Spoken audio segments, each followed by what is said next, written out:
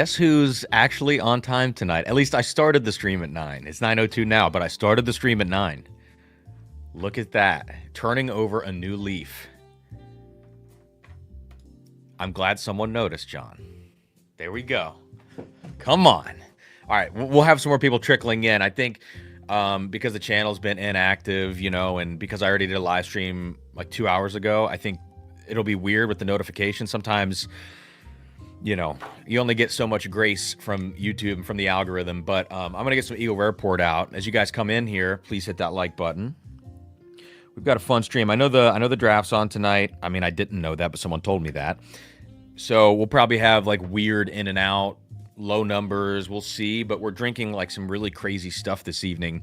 We'll go over it here in just a second. But we'll just let a few more folks jump in here at the beginning. What's up, Richard Snee? Going to be a great night. Scored Heaven Hill 19 at SRP. Dude, nice. Are you cracking it open tonight, or what are you doing? I'd have a sip with you if you want to do that, because I still have my sample over there. Jason there. Yeah, man. Jumping in on time. What's up, Guy? Slad. Wow. Can't find a Nightstalker 1. No, but I couldn't find an image of Nightstalker 4. So I did what I could. I did the best that I could do. By the way, guys, let me know about the microphone volume. I had an issue like weeks ago with my interface. The processing on my interface, basically I can like click a button and all the like compression and EQ that I've got on my voice is on, and then I can click a button and then it all goes off. All of that processing started having all these weird like skips and issues with it. I don't know if it's an issue with my interface or if I bumped a knob. I haven't had time to go through and like troubleshoot everything. So someone told me, like, I turned all the processing off. Someone told me that my microphone has been peaking a lot recently. So I turned my gain down and I turned the volume down within StreamYard itself. But if it is too loud, because I already talk pretty loud, just let me know and I'll turn it down even further.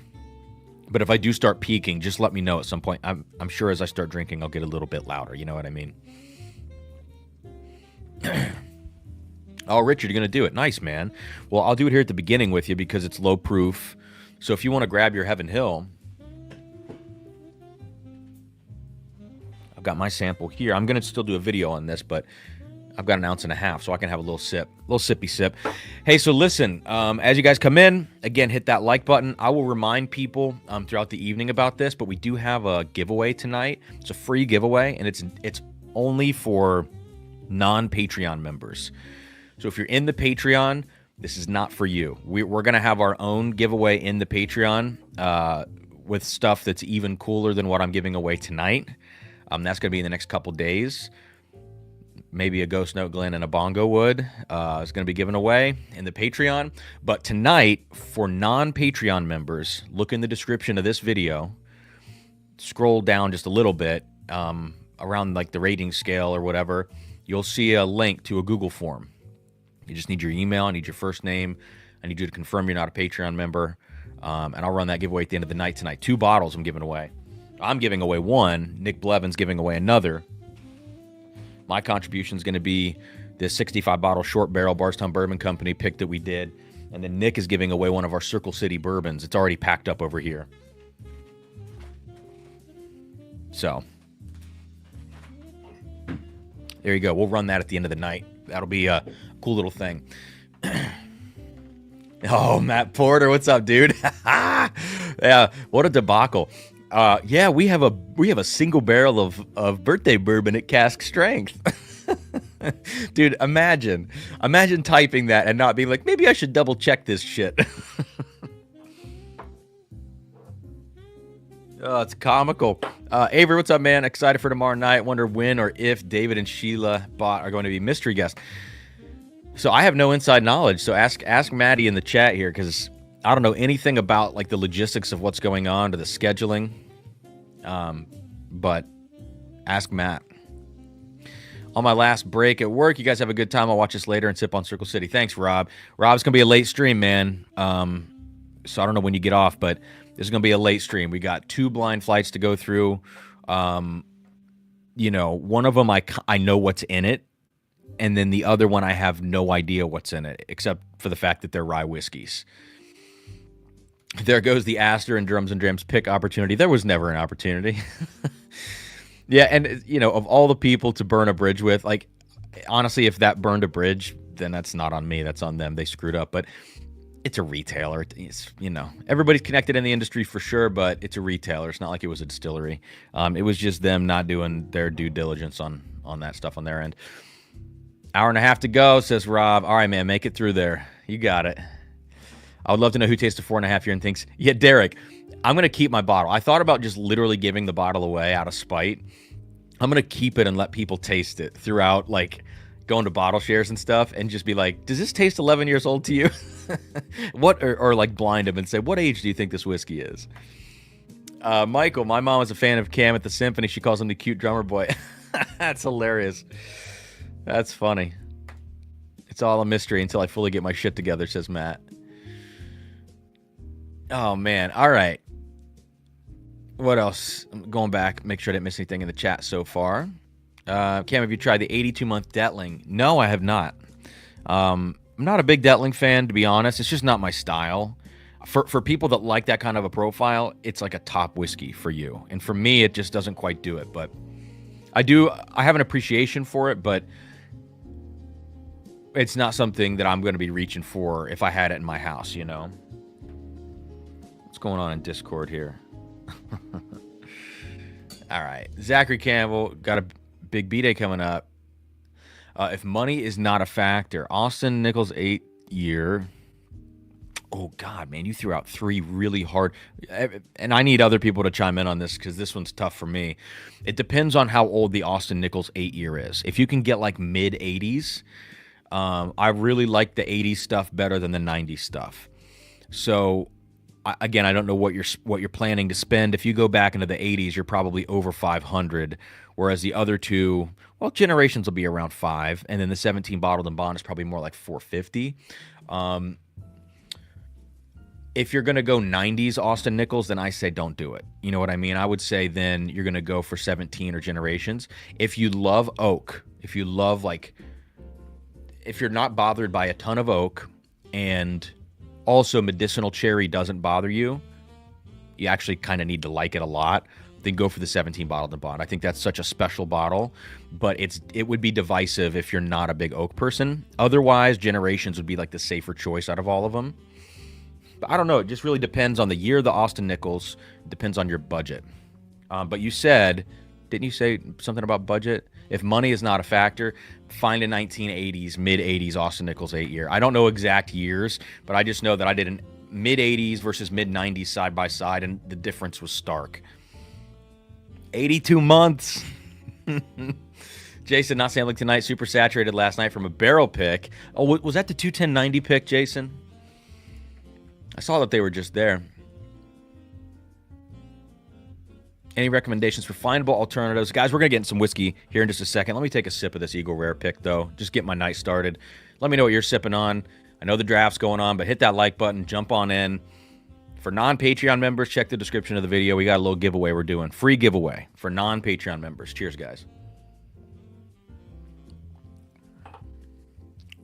All right. Good stuff. Findable alternatives to Hardin's Creek, besides Knob Creek 1518. Findable alternatives to Hardin's Creek. Trying to think of like higher age stated stuff, but not just higher age stated stuff that actually has that profile. And that's going to be the challenging part, is finding that exact profile, which is classic, very caramel forward, oaky, leathery Kentucky bourbon that doesn't really have a ton of fruit. I mean, it's not that they don't have fruit, but they're really, maybe more driven by oak. I don't know. I mean, my mind goes to like the findable part. I go Calumet 16. It's on the shelf. It's a great choice, but it's a drastically different profile than the Hardin's Creek stuff. Does anybody else have any ideas for that? Derek prefers 17 over Generations. I probably lean that way too because I like that profile. But if you find, again, like a clear, like no sediment, a clear, good fill 8-year 101 from the mid 80s, it's hard to say no to that. It's a slightly different kind of oak on the 17-year bottled and bond. It's less like velvety oak. It's more of like it attacks your palate, and it's, you know, very intense and tannic. Whereas the oak on the Russell's 15, I think, is a little more velvety. It's still funky. It's still old, but it's got some sweetness to round it out a bit. And I think it's probably less dry. I think the 17-year bottled and bond's probably pretty dry whiskey. All right, Richard, I think you got the Heaven Hill. Let me just say cheers to you, man. Just like the quick one-hitter sip here of the Heaven Hill 19 wheat whiskey. Got to coat the glass, get a decent nose, and I'm spilling it. It smells great. I do like this whiskey. I like it at retail, and no more than that. Yeah, and Matt's right. Findable's the hard part. Like, unless you go, like, if you're going to go Austin Nichols. Oh, sorry. We're not talking that. We're talking now up against the Hardens. Yeah, I don't know. There's the only, like, high age stated stuff that's hitting kind of across the market right now is all the Buffalo Turkey, and that's not an alternative, you know? So Findable is the tough part. Yeah, Richard, man, this has got a great nose. It's very oaky.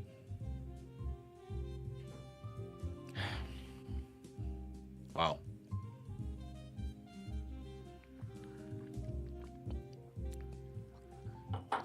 There's almost a little minerality to the Heaven Hill 19 wheat whiskey.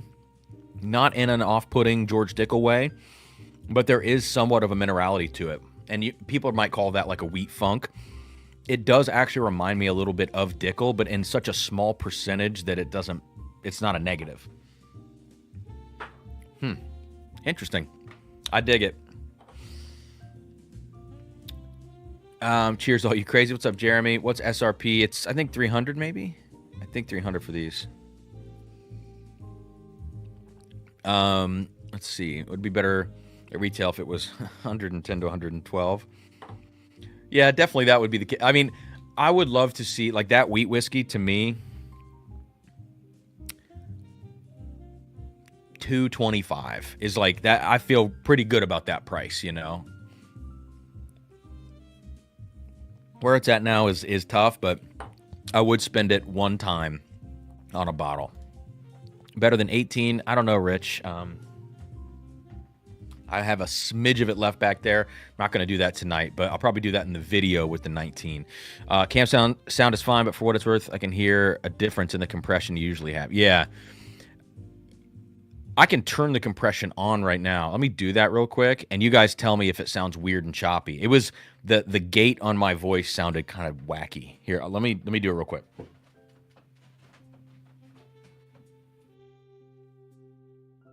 All right, so the sound should be different now. Let me know if it's choppy. If it's not, then that's great. We can leave it on like this. Isn't that the one you shelled? Yeah, I shelled $1,300 out for the Heaven Hill 18. It was horrible. It was horrible. What's up, Lynn? Haven't seen you in a while, man. Take it off. Yeah, I need to. Something happened to the mic. Or the interface. I might have bumped it and changed all the knobs.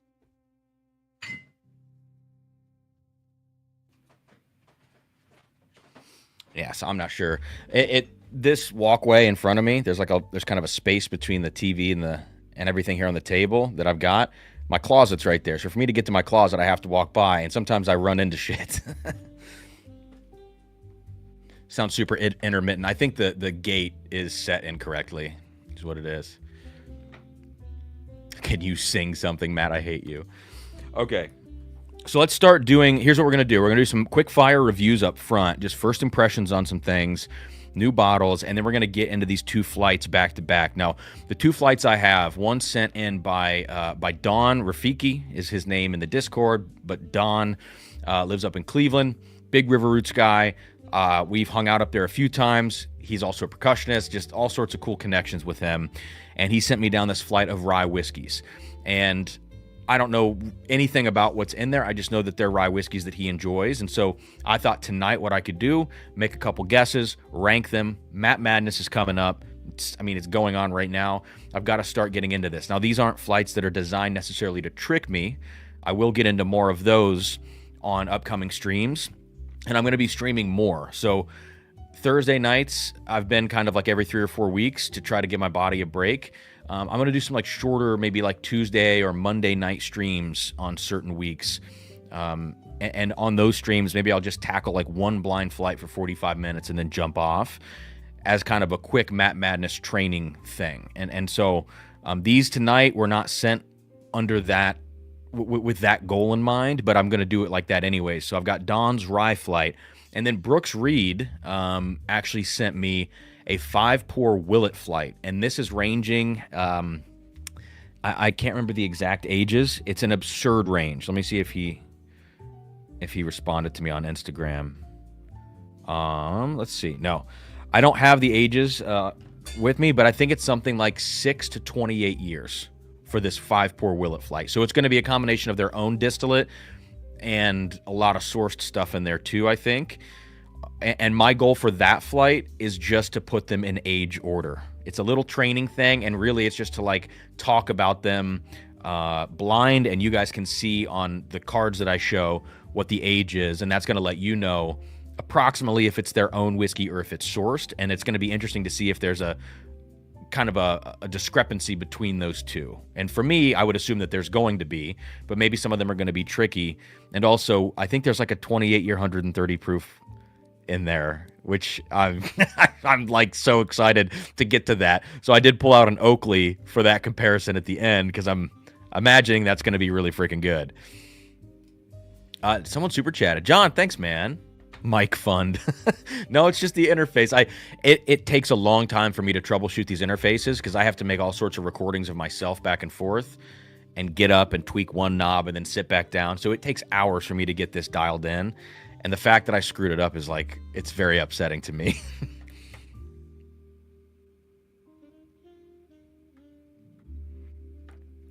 It's not as bassy right now. Yeah, I got to add a little bit of bass in there, you know? 28-year Willett. Yeah. So I think it's 28 is what he said. So we'll check that out. But let's get into some reviews now. Let's start courtesy of Jeremy, who's in chat tonight, Jeremy Hughes. This is the Wild Turkey 101 8-year. This is the brand new Turkey 101 release. So I'm going to pour this. And I'm going to put it next to... I'm actually going to... Well, it's okay. I had a little water in here. I like to rinse it with the whiskey, pour the whiskey out, and then do a second pour. I'm going to put this next to the Jimmy Russell 70th anniversary. Just do this side by side. I've heard people doing this. The majority of the opinions that I've read have been that the Russell bottle 70th anniversary is better. But I did see a dissenting opinion on Facebook. Somebody saying that the new 8-year 101 is actually better. So let's see what we get. I know many of you have already tried this new 8-year 101. I'm not sure if it's in Ohio yet. So this is, again, a sample from Jeremy. So I appreciate it, man. I've got a lot of Jeremy samples here to get into. We'll see what we can make happen tonight. Derek, it does have, yes, but I have to get up back and forth constantly to do it. And I prefer to just record it directly into the computer and just listen back in a quiet environment to make sure it's really dialed in. All right, so let's see.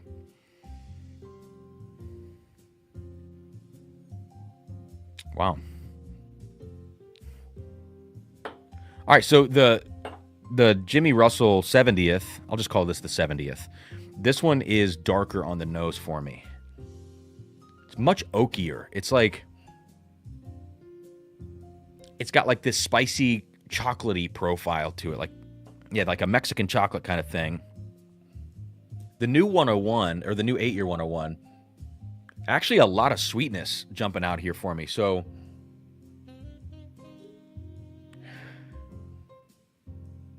like I'm getting a good bit of citrus to it, like that typical orange note that you get. You get a little spicy orange citrusy thing from Turkey. I do get still some youth, still some ethanol on this. but there's a great vanilla top note to it. And the 70th doesn't have that. The 70th is much more of a focused profile. It's like focused on those darker notes, spicier notes, oakier notes. And it's actually slightly less accessible on the nose. Like the 70th feels a little tighter, a little more closed off, whereas the new 8-year 101, it's jumping out of the glass with more ease. Like I can smell it a little bit clearer and better, and I think it's because it's a sweeter whiskey, whereas this other spicier, oakier version on the nose, again, feels a little constricted.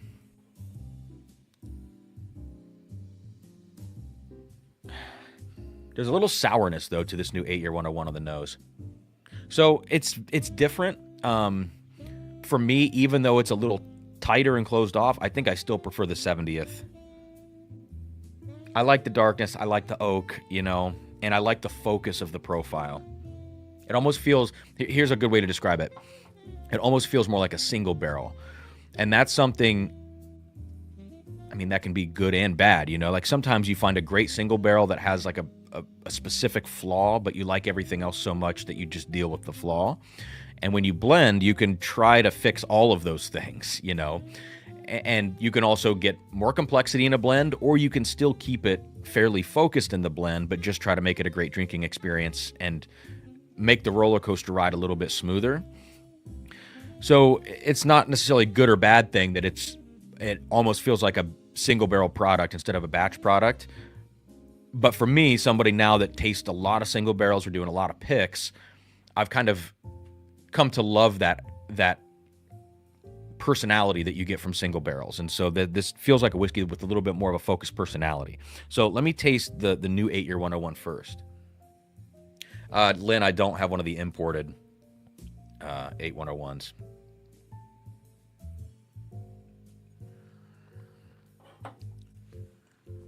That's good. Yeah, I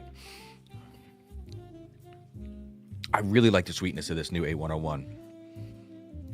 And because there is so much sweetness, it helps it feel not quite as young. Like there are, again, youthful, like somewhat grainy notes to this. And as you get with a lot of like entry-level turkey products, there's a good bit of ethanol to it. But the sweetness helps tame those things. I do like this. It's totally crushable. Nothing wrong with this whiskey. The tanginess, there's like this sour thing that I'm getting. I think it's from the citrus notes, though. Oh, man. I mean, the 70th is like, it's so much darker.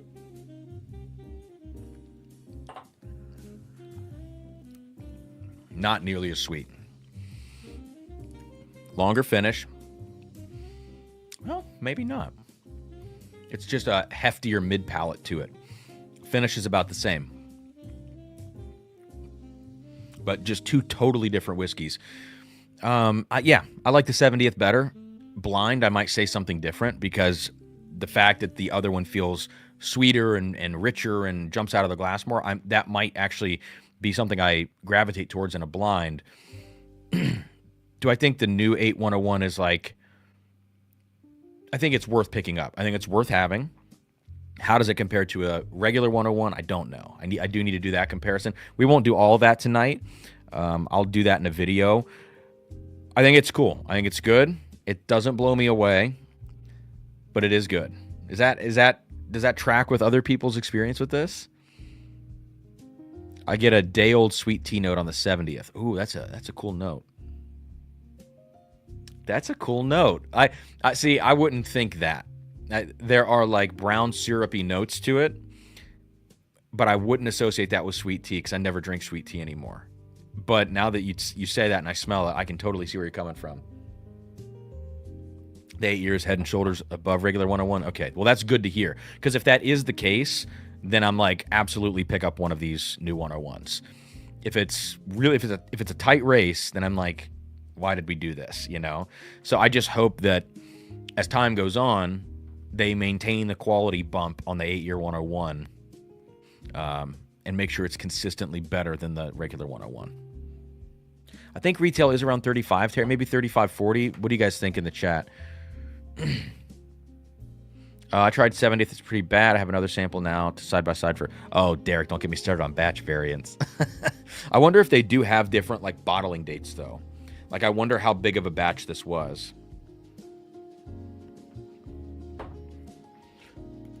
Someone said the 8 years sweeter and less tangy. I think it's more tangy, but I do think it is sweeter.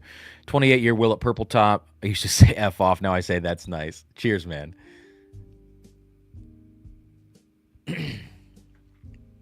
I love Rare Breed enough to not even hunt the 8-year 101. Listen, the first batch of Rare Breed non-chill filtered to me was like the pinnacle of value wild turkey purchases. I thought the non-chill filtered first edition, I don't know about this second, there's a second edition now. That first one in the gray box was killer. I want to make sure I'm pouring the right thing back. All right. So maybe a good thing to do in the review for the 8-year 101 is going to be a blind with 70th and with a regular 101.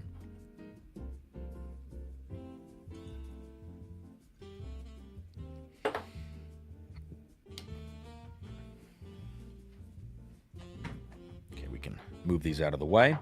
What else do we have here to take a look at? So Jeremy sent me some Dusties. I don't really want to get into the Dusties right now because it's going to be a long night. But maybe in a bit. Okay, let's do this one. Because I don't want to make a video for this, I'm just going to review this right now. This is the one and done review of this because I don't want to make a video for 13th Colony. After all the, after all the stuff with a year and a half ago, talking about the double oak and all, me speculating and everybody speculating and all that stuff. I don't want to even touch it with a 10-foot stick like on the channel itself. We'll just do it in the live streams.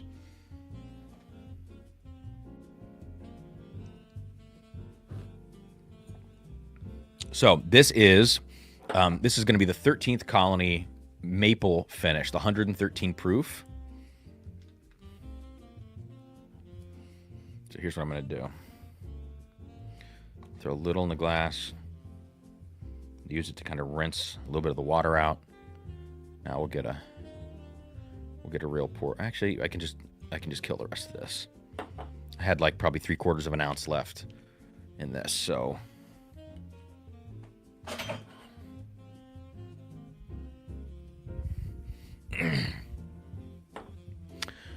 scrolling back through this live stream to catch up. Glad to catch towards the end. Definitely better than regular 101 unless you got the first batch. Unless you got the first batch of the new bottle 101. So they must have done a good batch then when they changed the designs. Although lower proof Russell's 10, also great value. I agree. Russell's 10 to me is always a great value. Excuse me. Give me one sec.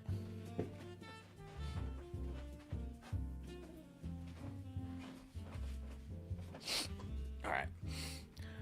And then, of course, the LLME batch was silly good. Turkey 12-101 will make a nice addition for that blind.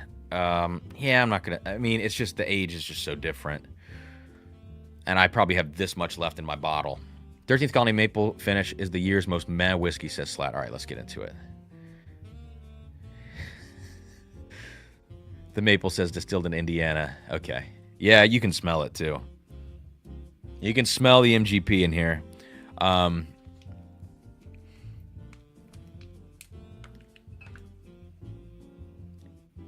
Is there any info on the age of this product? Do they give any like specifics on the blend?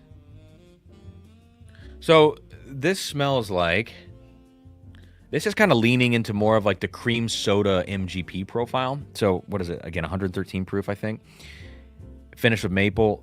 It leans into like that cream soda-y kind of profile. Smells like it's a little like smoky, like barbecue-y smoky, just in the background on this one, and it feels kind of forced. Like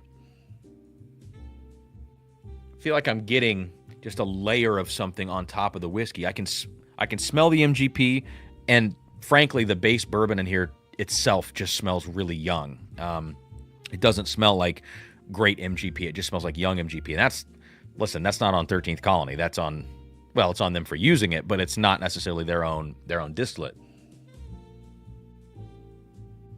I am getting like a little berry sweetness in here that I didn't pick up the first time I tasted it.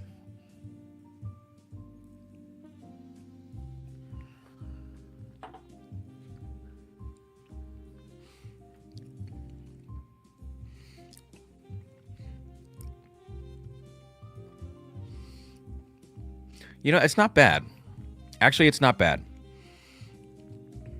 There's an interesting thing about the mouthfeel. Like, there's this syrupy mouthfeel. Like, and maybe that's from the finishing staves or whatever they used, like the maple. Because it has this, like... I feel like I have some sort of, like, thicker, like, snow cone syrup in my mouth. That's what it feels like. Someone's going to clip that and do something to it. This is not a bad whiskey. It's really young tasting to me. Feels like we're trying to hide young whiskey. Yeah. At the price point, I think this was like $60, $65 maybe. Not the worst thing in the world. I wouldn't feel a need to run out and buy this. And listen, credit where credit's due always on any of this stuff I've been critical of before, like 13th Colony. Like, the Double Oaked is still an insanely good product. You know, it's whiskey that I would love to drink quite often. But this one is not really doing it for me.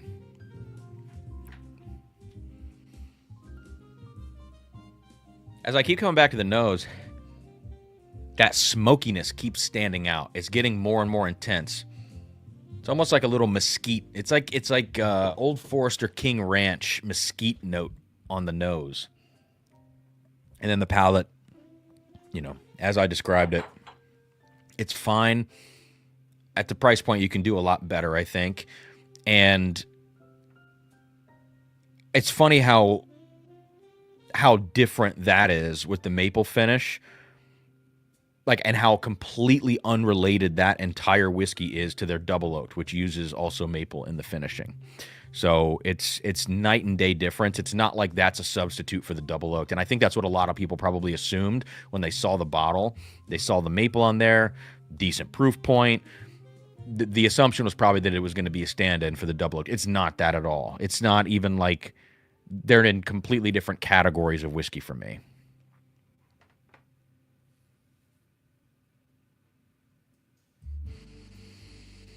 "13th Colony giving..." God, that caught me off guard. Oh, gosh. "Here comes the shitstorm," says Scott. "But yes, tastes young. That's because people think it should be on par with the Double Oaked." Right. Well, 15th anniversary, I thought was a hot mess. I thought that whiskey was terrible. Terrible and artificial tasting. I hated that. Double Oaked, great. Tastes great. And then this one is just like uneventful and kind of weird, you know, and I think it's, again, just trying to hide young whiskey underneath the finish. So we're talking about the first edition of the new Turkey Bottle 101 when they released that. Got a bottle when they put it in the new embossed turkey. It's super oily and oaky. Every bottle after that I've tried is nowhere close. Huh.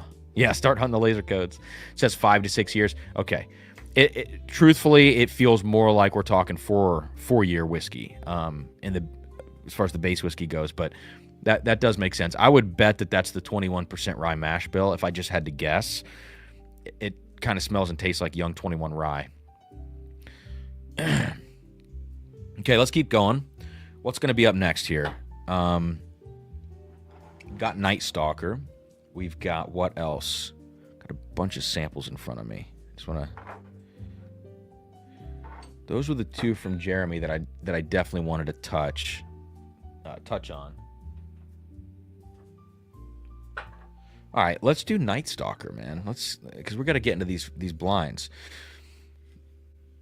Yeah, I think it's time for Nightstalker.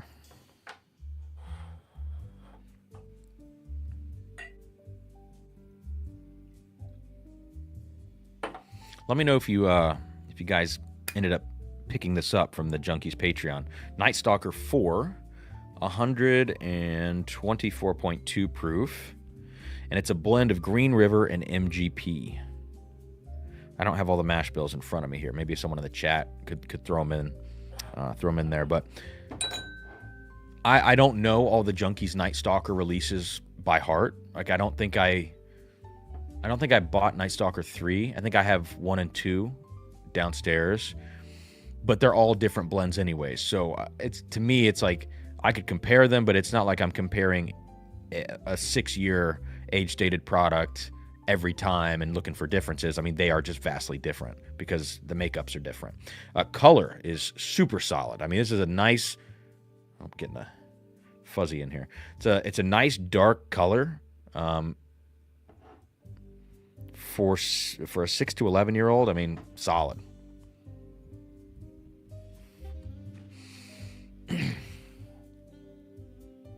Damn, this smells good. This smells good. Good Lord. Okay.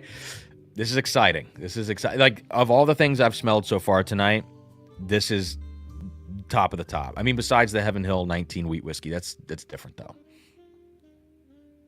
Did you get the Spirit Walker too? No, I didn't.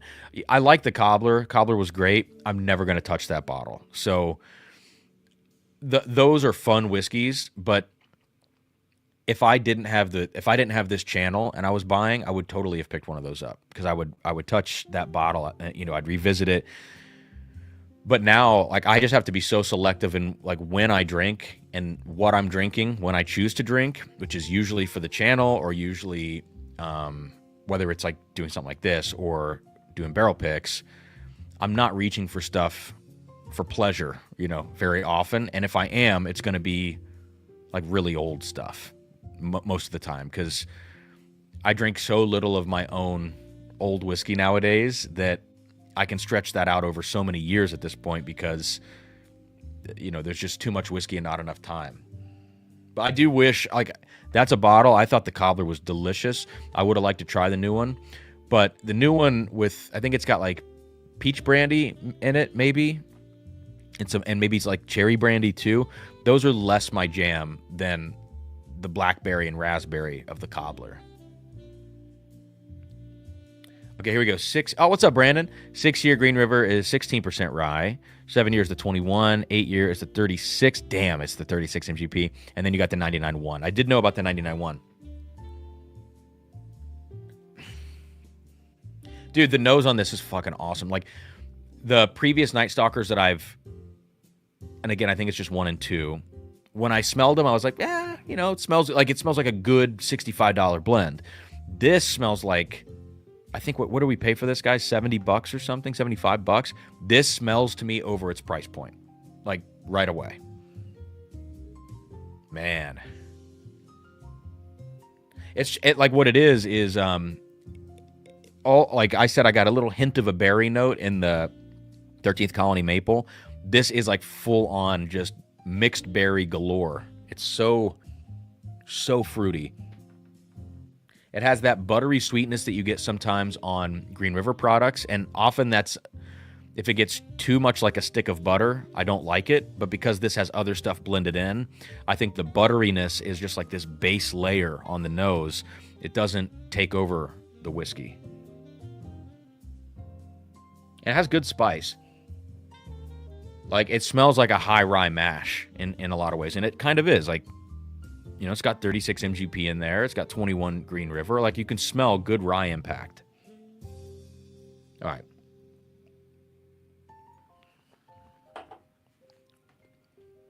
Damn. Huge front of the palate. Huge front of the palate. It actually lulls after the front of the palate, but it doesn't go flat. So this is the drinking experience here. It punches you up front, it ramps up pretty quickly, and then it falls quickly. It doesn't fall all the way down. Ramps up really quickly, it falls, and then it just kind of plateaus and coasts.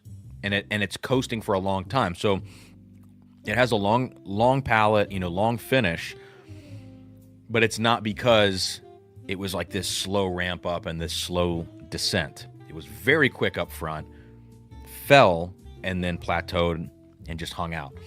So because of that, this is very crushable. You know, it's not like gonna blow you out with spice on every sip. It's just the front of the palate's gonna hit you. Let me do one more sip because that was the first sip. Dude, the nose gets better and better. It almost has like a blueberry Old Forester birthday. Like birthday bourbon can get a blueberry note sometimes. This kind of has a little bit of that. And Green River can, like our pick, tasted like blueberry pancake batter. I think Green River can give you a lot of blueberry notes.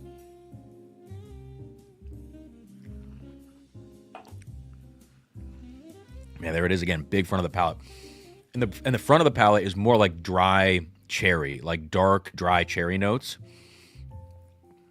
And then in the mid palate, after you're hit with like a huge punch of intensity and those dry fruits, then the mid palate gets juicier. It gets sweeter as the thing kind of mellows out.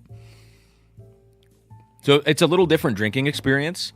And that's what you're going to get with blends. Like every blend is going to have a different drinking experience, especially smaller blends like this. Like you're not talking about 10,000 bottles. You're talking about like 1,000 bottles or so. And so I think those more like micro blends, some may even say micro batches, you can do a little bit more with those. Like you can have more interesting drinking experiences because it's less barrels in the mix.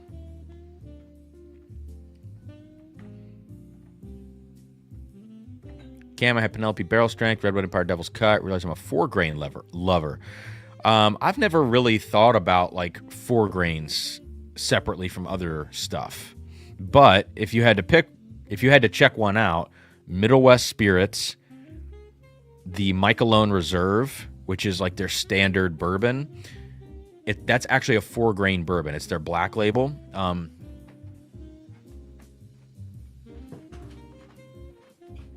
So this is like the new version of that product. This is it's cask strength, it's a shelfer, and it's a blend. It's not a single barrel. They used to only have these out as single barrels. This is the one you got to try. If you like the Penelope, this is not as sweet as a Penelope. This is going to be a little darker, little more intense. Yeah, but this is great. So I think it's like $70, $80, something in that range. Distribution's not all over the place, I don't think, but see if you can find it. So that has wheat and rye in there. No, I didn't try the Wise One release. I know that's Brandon's thing. I don't know exactly what... Was it finished? Maybe?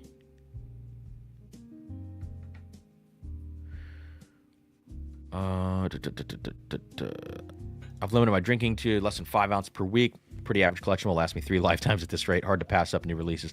Yeah, there's only so much, liver capacity you can assign to whiskey there. It's Brandon's birthday. Happy birthday, man.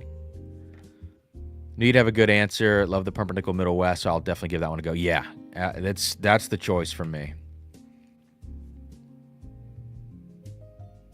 The first was 52 Sagamore, finished in honey and cherry brandy. Okay, that's cool. That's a cool, because you're dealing with such a dark, heavy profile. I bet the honey and cherry actually went pretty well with it. Added some brighter, sweeter things. When are you going back to Evernorth for another pick? Whenever Dan calls me. But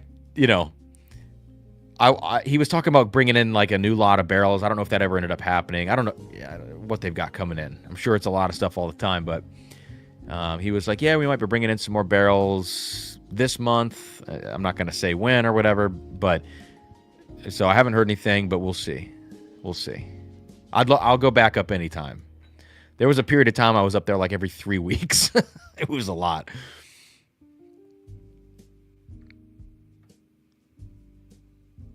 Okay, so Nightstalker, I love it.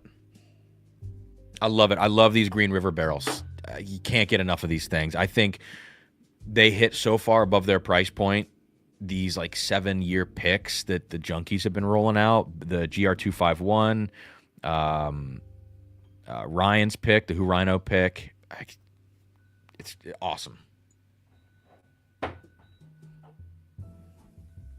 Okay, it's probably time to get into some blinds now. Oh, shit, Calumet. Duh. The main event at the front of the stream I haven't done. Calumet 17. Calumet 17. This is the one. They're also putting out an 18 here very soon, it seems like.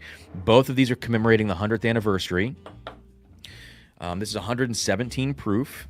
We're not going to compare it to the 15 and 16 tonight because I got a lot of whiskey to get through. But let's get into this.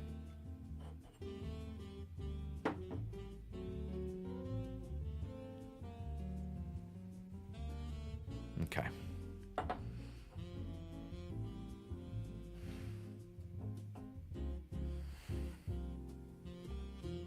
Whew. Yeah, I just went from Nightstalker on the nose. Awesome. To Eagle Rare. Eagle Rare is even... I mean, Eagle Rare is so good. The store picture's so good. Very sweet. And then over to the 13th Colony again, and it's like, whew, stark difference. 18 is out already? Oh, I've got to... See, I want to pick one up. I want to get an 18. We'll talk about 17 right now. I don't want to spoil anything. Okay, so on the nose, this is Barton. This is sourced Barton, 17 years old. Calumet 15 was like $150. Calumet 16, like $160. A lot of those are still sitting on shelves right now. Proof points were...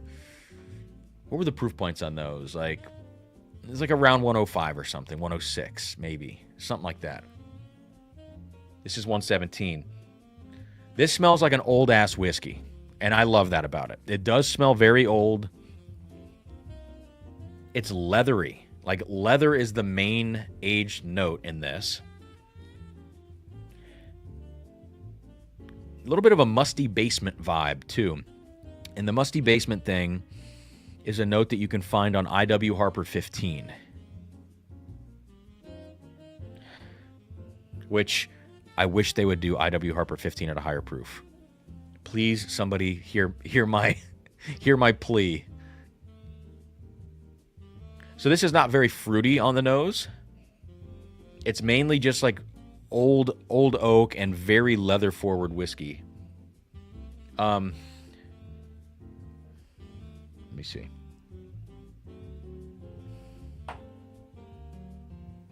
There is some banana a little bit, but it's not bright banana. This is like a darker banana that you would get from an aged Barton product. Oh, 15 was 105, 16 was 106, and now this is 117. So they jumped up a little bit. All right.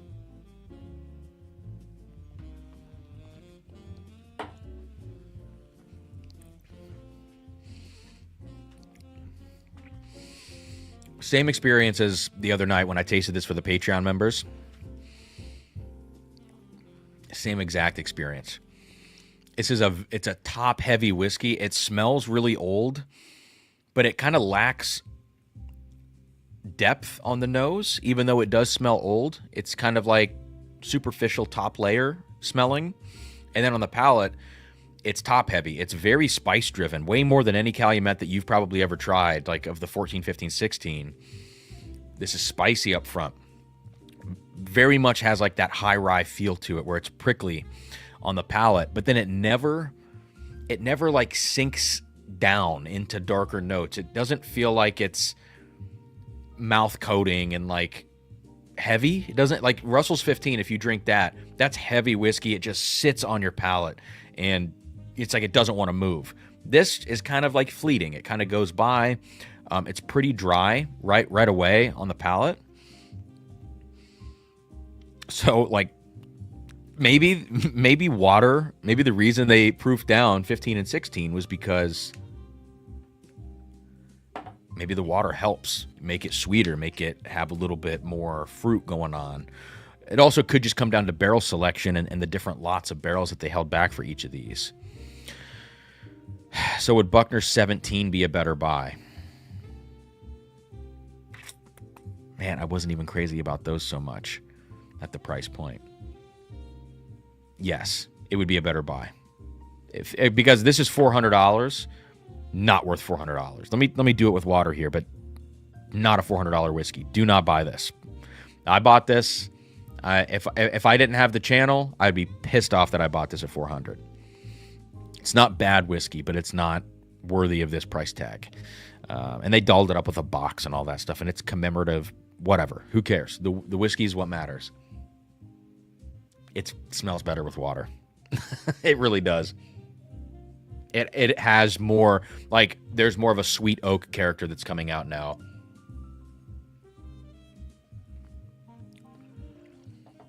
It's so much better with water. It's not even funny. It fixed the dryness. Still a fairly short finish on this one. Oh, but it's way more antique on the palate now. So if you do end up with one of these, add a couple drops of water, and I think it's going to do wonders for this whiskey. Otherwise, it's a high rye feeling, constricted, leathery, fine old whiskey without the water. Like, this is what's funny. If I tasted this straight out of the bottle, here, let me back up. What would I pay for this bottle right now as is? $200. If I tasted this, and let's say 180. Honestly, let's say 180. If I tasted this at 100 and whatever proof it is with the water I just added, let's say it's 110. If I tasted this at 110 out of the bottle, I would be like, I'd pay $225. It's that much of a beneficial thing to add the water to it.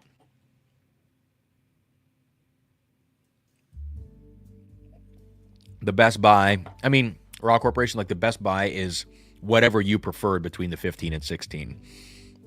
Because for me, the 16, I didn't love it. I thought the bubblegum note stood out too much for me. And the 15, even though it was heavy medicinal cherry, I preferred that. I'll take that any day. So I would go 15. But if you liked the 16, just buy another 16. You don't need to buy this 17.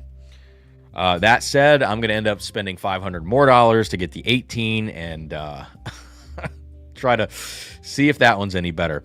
But the range of profiles that we're getting here is kind of interesting between all these different age-stated Calumets.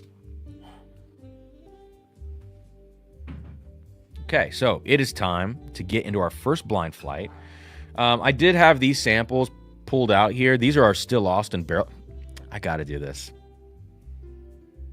I got to satisfy my curiosity. Yeah, I do. Yeah, okay. I don't need to taste the bourbon. We picked an almost 7-year bourbon from Still Austin like last week. Stupid good. We're trying to drop this on June 20th. Stupid good. Low proof, amazing. It's like maybe one of the oldest barrels that's come out. I don't know that for sure, though. And then we picked this rye, and this is only 3.5 years old, this rye from Still Austin, and it's crazy. And I keep saying, it reminds me of Thomas H. Handy at a lower proof. I didn't think I had a sample of Thomas Handy. I just found one earlier today. I got a sample of 2024. I got to do this comparison, and listen, this is what should happen right now. 24 Handy should completely blow this pick out of the water. That's what should happen. And if that happens, I'm not going to be mad. That's what should happen. So let's see. Just real quick. I have to satisfy my curiosity.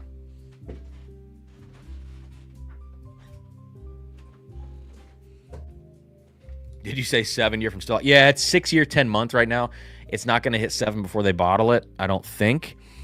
But it is certainly the oldest that I've seen out of there. And it might not be the oldest. But those 2018 barrels that we were picking from, they're few and far between. And the fact that Christian at Still Austin gave us access to those was such a cool move. I love Christian. We've got a great relationship with Still Austin. We were indecisive as hell this time, and I felt really bad. I mean, we were the first time, too, with the bourbon. But this last time with this rye, I had a heck of a time. And then we switched which rye we went with later that night in the hotel room when we were sipping them. Because I have a sample of the rye. It's not here. It's in the other room, I think. I have a sample of the rye that we didn't pick. And then we were tasting that in the room against the other one, and we were like, we got to switch our rye. So we texted him late at night. He was like, yeah, we can switch. The color of the rye looks insane. It's not crazy dark. Like, it looks dark right now on the camera. But, like, I've got it next to Thomas. Well, you know what? It's darker than that Thomas Handy. But that's because we're talking Texas heat, you know? But this Still Austin rye is not funky. It's not like a Texas funk at all. It reminds me of a lot of the most recent Crittenden's rye that we picked, which is from Mississippi. It's like sweet lemon, gingerbread. Very much a rye drinker's rye. And then here's the Thomas Handy.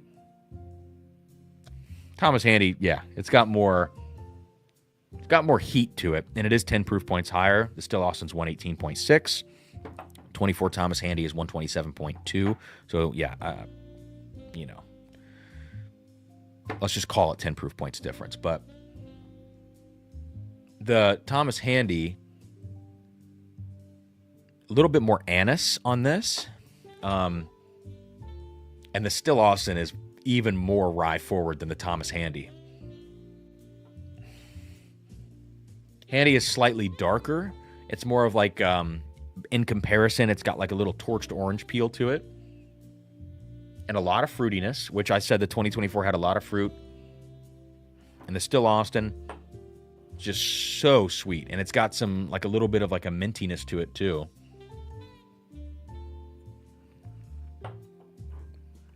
Woo!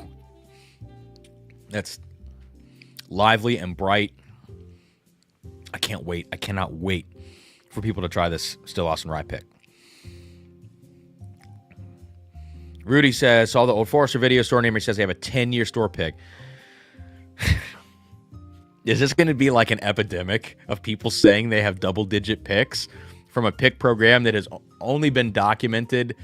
To my knowledge, what I was reading today, people were saying like 6.5 is the oldest stuff that has been confirmed in the pick program.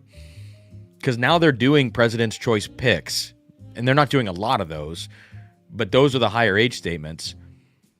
Rudy, I would check with your store. I would get some sort of confirmation, because that's, we're in the same boat as earlier today. Travis, I've never tried Treaty Oak. Everybody talks about them, though. 3.5 year Still Austin should be $50, maybe on paper, but if you drink that, you're not going to say that's a $50 whiskey. I think the price... Well, I actually have no idea what the price is going to be, but the bourbon that we did last time was $80. If this is an $80 rye, I absolutely have no issue with this being an $80 rye, because the whiskey's phenomenal, especially if you're a rye lover. Let me try the Thomas Handy now.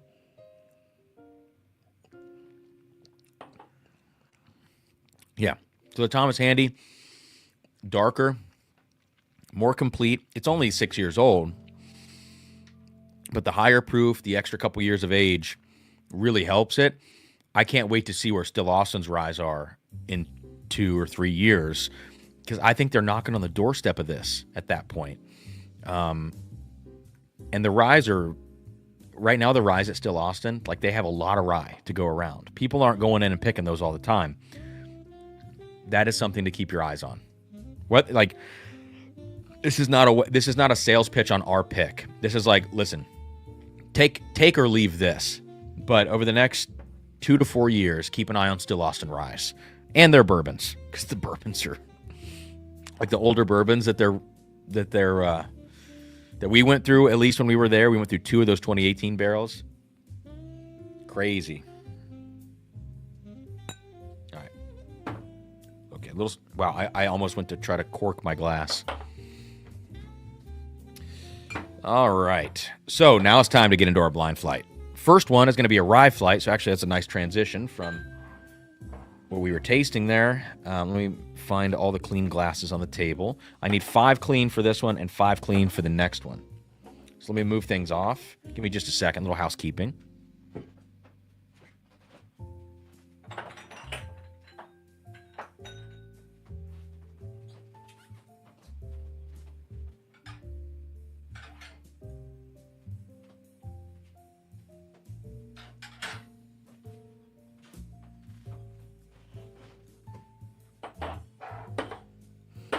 I do have, if I have time, I'll taste this. This is one of our upcoming River Roots bourbons. It's not going to be out till probably like August 1st or something. This is a cool barrel. It's the Funky Barrel.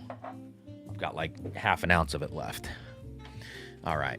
Man, I'm just looking for these price breaks to start happening, says Lynn. I know. I mean, we're not there yet, if they even do happen. Cam starting the rumors again. Kentucky store picks. Saw the Old Forester video. Oh, this is the same comment as earlier. I like Still Austin Rye over the bourbon, so that sounds great. Justin, I mean, listen, this is what's crazy about the Still Austin pick. I don't want to do a full recap right now, but of the ryes, we went through 5. We also went through 5 bourbons. The bourbons were like, you could put them into like 2 categories, maybe 3 between the 5 samples. The ryes that we had, they were just all completely different. There was one that was like, I thought it was a root beer rye. Everybody else was like, oh, it's got this chemical note we don't like. I thought it was amazing. If it was just me there, I probably would have picked that rye because it drank really great too. But everybody got, they were put off by the note on the rye. Anyways, then there was the one that we picked. Then the one that we were deciding between that we didn't pick was like this super low proof, or at least it drank that way, and it had this dusty note to it. And then we had others that were more lemon forward. It was just such a wide range of profiles on their ryes, and I think it's just untapped potential there. So I'm going to try to go back to Still Austin in the fall and grab another set of, bourbon and rye, because they're sitting on some excellent barrels.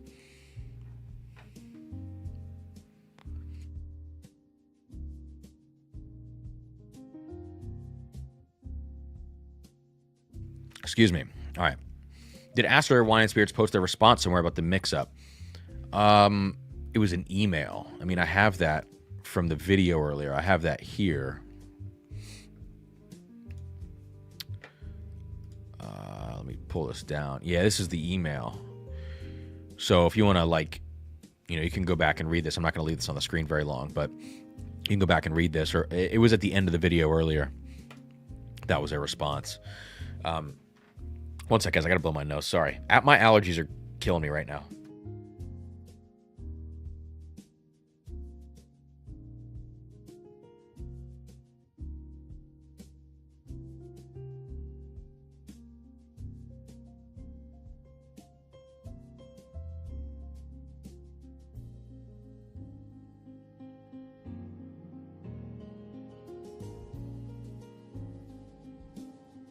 As soon as I muted my mic, I dropped my phone and my charger directly on my foot. So I'm glad the mic was muted for that. Whew. That's what whiskey's for. Numb the pain. Cam and his screenshots. He can't help himself. All right. Here we go. First flight from Don. Thank you, Don, for sending these my way. We're going to go your left to right. I will show you the note cards as we move through this flight. Please, guys, no spoilers in the chat. So if I show you a Heaven Hill product, number one, don't say, hey, that's a Heaven Hill product. That would be very uncool of you. But also don't start talking about Elijah Craig or Henry McKenna. Just carry on as usual. Because the fun for me in these flights is not knowing what they are and either being somewhat close or being completely embarrassed. That's the fun. I've never understood cheating on your blind flights. Like, what's the fun in that? I'm doing this for fun, not to get everything right. Okay. So we got some ryes coming up. I'm going to make some guesses on these, and I'm going to tell you my favorite to least favorite.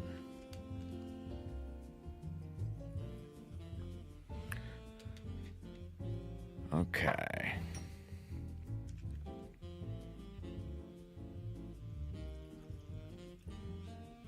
Waiting for someone to join the stream 10 minutes behind. And keep saying, is that a Jordan? I forgot about that. I forgot about that. Good memory, dude. Hey, real quick, for anybody in the chat right now, first off, let me do a couple things. Let me say a couple things. Please hit that like button. I'm sorry to ask you again. Number 2, if you're not in the Drums and Drams Patreon, there's a giveaway for you. It's a free giveaway. No cost to enter, no super chats. Super chats are, of course, appreciated. If you want to help support the channel. But it's a free giveaway, and it's in the description of the video. It's a simple Google form, and we're giving away 2 of our recent picks that we did. One is a Circle City Bourbon, 8-year, 9-month MGP, 126 proof, donated by Nick Blevins. Thank you, Nick. The other is a bottle that I'm putting in there, which is going to be the Bardstown Bourbon Company pick. It's a 65-bottle short barrel that we got from there. That is 121.8 proof, 6 years old, 36% rye mash bill. Again, Bardstown Bourbon Company. So that's here. The other one, Circle City's packed away. I'll run it at the end of the live stream. So just go ahead and enter the Google form in the description of the video. Last but not least, if you are one of those people and you're not in the Patreon and you're entering that giveaway, please consider joining the Patreon, $5 or $10 a month. This is my shameless plug. You can find the link to the Patreon also in the description of the video. In particular, we have a great community in our Discord server, which is connected to the Patreon. All those instructions are in the Patreon for linking your Discord account, getting access to it, all that kind of stuff. It's a really cool place, and we've got some of the best people in the community in there. Very active, and tons of barrel picks. We got like 15 barrel picks on the way in the next 3 months. So there you go. All right.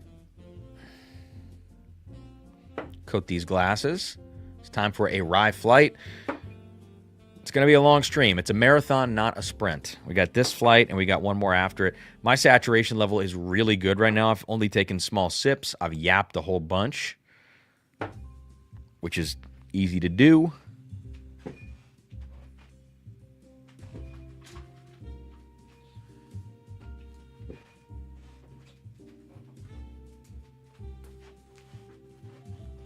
Thank you, Maury. Good to see your name, man.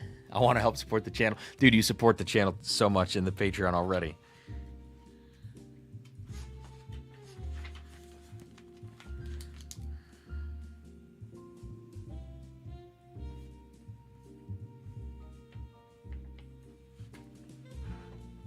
Okay. So let's get to it. This is what you're going to see, basically. It's a test card. So you'll see me hold the card up here. So here we go. Glass A of Don's Rye Flight. What's up, Joe?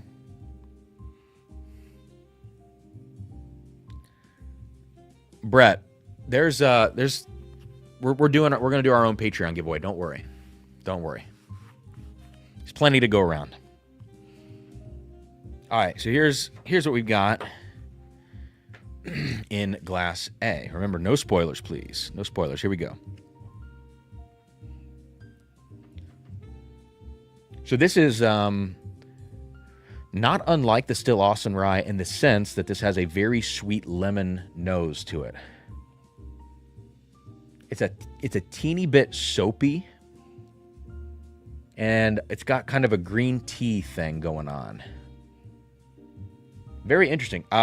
Even though it's got a little bit of that like slightly bitter soapiness, I don't hate this. This is actually a really nice, like sweet, approachable rye nose.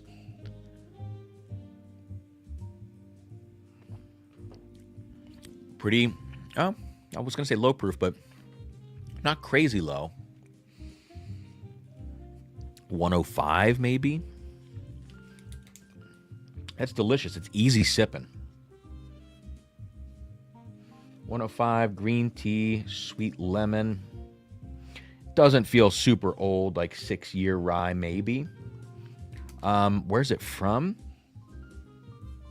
I don't know where this one's from.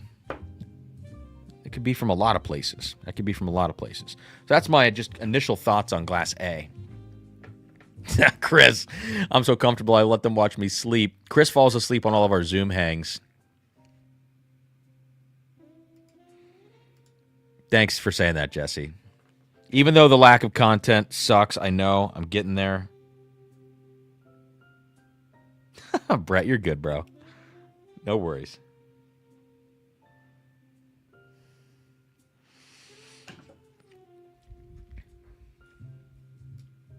And yeah, and Chris falls asleep at barrel picks too, or the night before barrel picks. That's hilarious. All right, glass B, glass 2. Here we go. Let me show you what's in this. Here, hang on. Angle the mic. Okay, here we go. Woo! Okay, that is something else. That literally smells like barbecue sauce. It smells like sweet honey barbecue. Wow. I mean, that's got to be finished. If that's not finished, or like a Balcones or something like that, holy smokes. I'm scared to drink this, whatever this is. And let me know if you guys need to see these cards again. What is in this glass?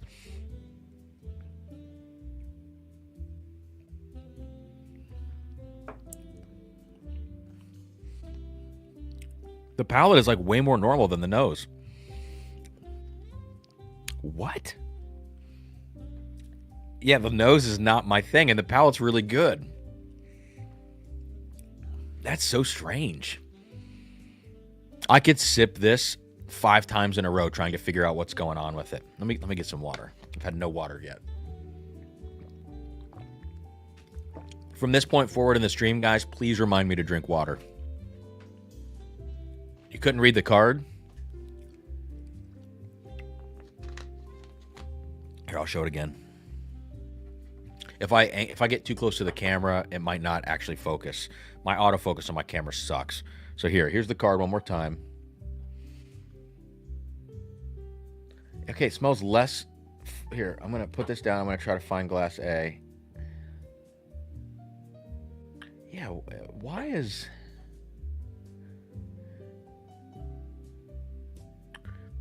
is this so out there? Weird. Okay, I'm gonna take a few notes on that. Definitely not my favorite. Let's just put it that way. But also the fact that the palate and the nose are so disconnected.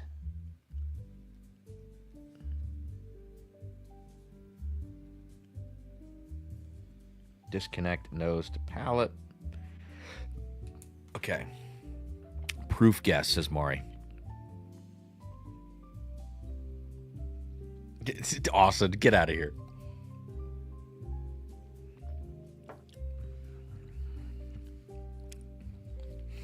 It's like really dark and like maple syrup sweet on the palate.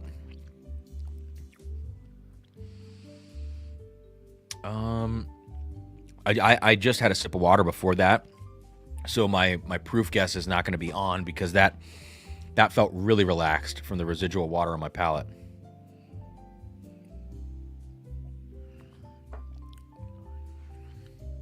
It's really soft. I mean, I think it lingers. Like, it lingers a lot, and it's a very thick whiskey, like very viscous. No sound. And I have to, like, if that's not finished, then I don't know what's going on. And if it is finished, that would explain the viscosity. Glass 1, back to glass A real quick. Kind of grassy, actually, on that. I don't know. That's like kind of spicier, I guess, because it doesn't have the same body, but I don't know. That card had more words on it than Cam's heart had beats per minute after the last barrel pick. Sarah said some of these are very wordy cards, so sorry in advance, guys. I'm going to have a similar proof guess on that. I got to keep moving, though. No, it's higher. I'm going to go 113. Okay. More water.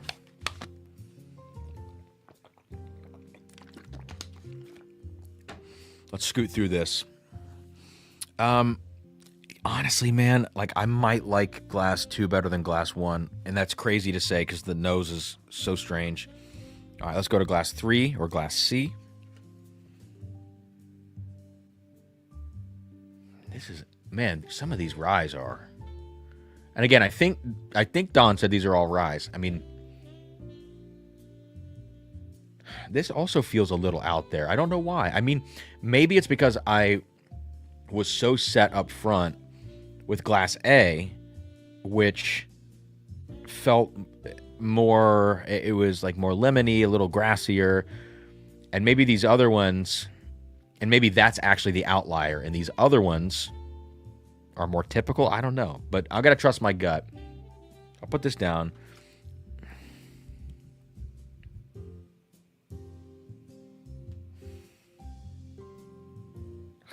wild. It's got to just be... I think Glass B is just a toasted or double oaked. It has like an aggressive oak spice to it. Before I said barbecue. I still get the savory, but... Glass C is more like... This is like Swiss Miss, like cocoa powder. That's what this smells like.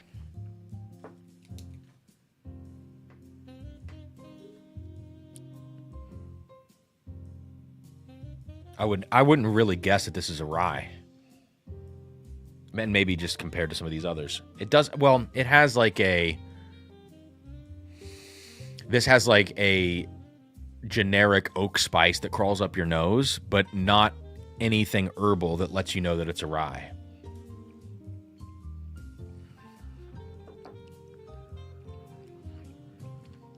Oh. Maybe port finished? Maybe Cabernet finished. There's like a red wine thing on there. Lots and lots of like cranberry notes and pomegranate notes.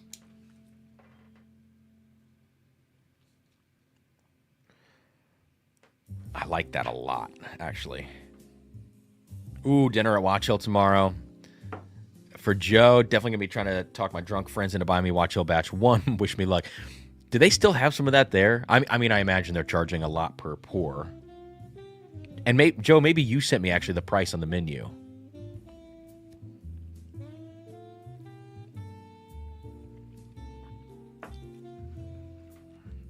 That is most definitely wine finished. And I don't know why I'm going to be so definitive about this.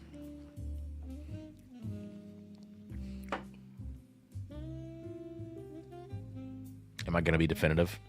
I'm going to say Cabernet. That really feels Cabernet finished. I like that a lot. That might be my favorite pour of this flight so far. Yeah, I think it is. The proof is interesting because when you throw a wine finish onto something like this, it can tame things down quite a bit. But sometimes the proof isn't as low as you think. It's just because you've added so much,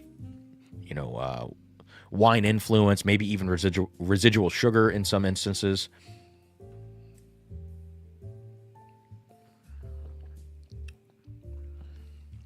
All right. I'm going to go 110 on the proof. Let's take some water. Go to number 4.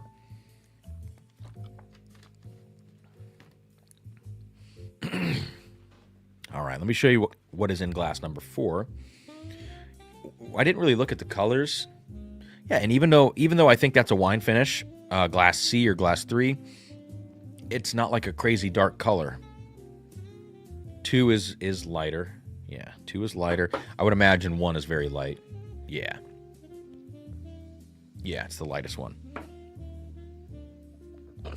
Excuse me. All right, let's go to glass D. Ooh. Brown-Forman? Here, I'll show you guys. There's something about this. This is darker. It's a little more closed off on the nose, actually. It's 300 for 1.5 ounces. Joe, worth it, dude. Unfortunately, it's worth it. Like, the experience I had drinking that whiskey was greater than the experience I had drinking... Well, this is tough. Barrel B63, which was $225 a pour at Willett. Those are like $8K on secondary if you ever even see one. The Watch Hill is you could probably get one for like $6 or $7K. I'd pay $300 for an ounce and a half because it was 1 ounce for $225 at Willett for B63. I would do it. I also spend way too much money on this crap. Don't we all, though? All right, glass D. I was getting a Brown-Forman vibe from this right away on the nose. This is very closed off. Feels high proof. Oh, yeah. That's intense. It's not Brown-Forman. I don't think. What is going on with this?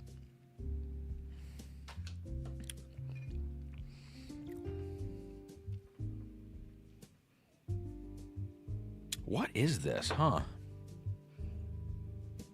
It's like the... It's like the most oaky version of these ryes, but it's not necessarily old oak. It's just intense oak. Maybe just because of the proof. Let me smell glass E next to it. Glass E is crafty. That is crafty. It's very crafty. Like lemon, Clorox wipes. Wow. Yeah, I'll just show you what's in E before I go back to D here. All right, here you go. I mean, this is very crafty. My favorite is going to be between D and C. Honestly, I might not. I'll make some guesses. I'm not going to guess every single stat on these and like rack my brain because I do want to get to the other flight as well. Wow. That reminds me of the Maryland, the Epic Rye from Maryland.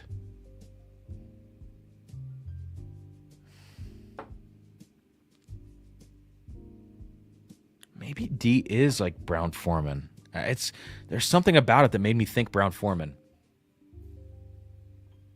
There's like a candy maraschino cherry type note on it. All right, back to D. Proof is high.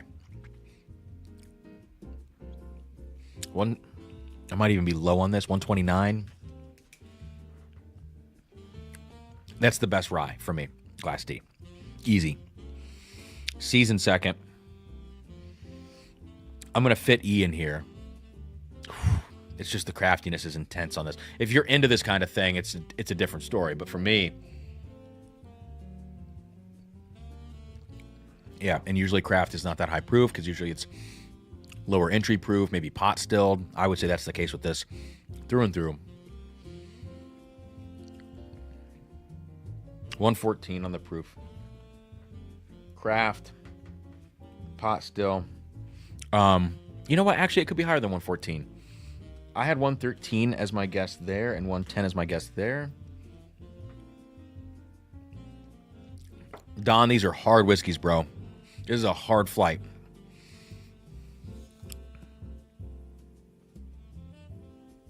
Man.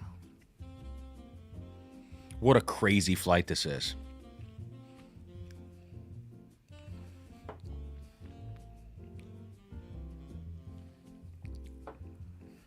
Okay, I'm going to guess Dad's Hat on Glass E. Higher proof.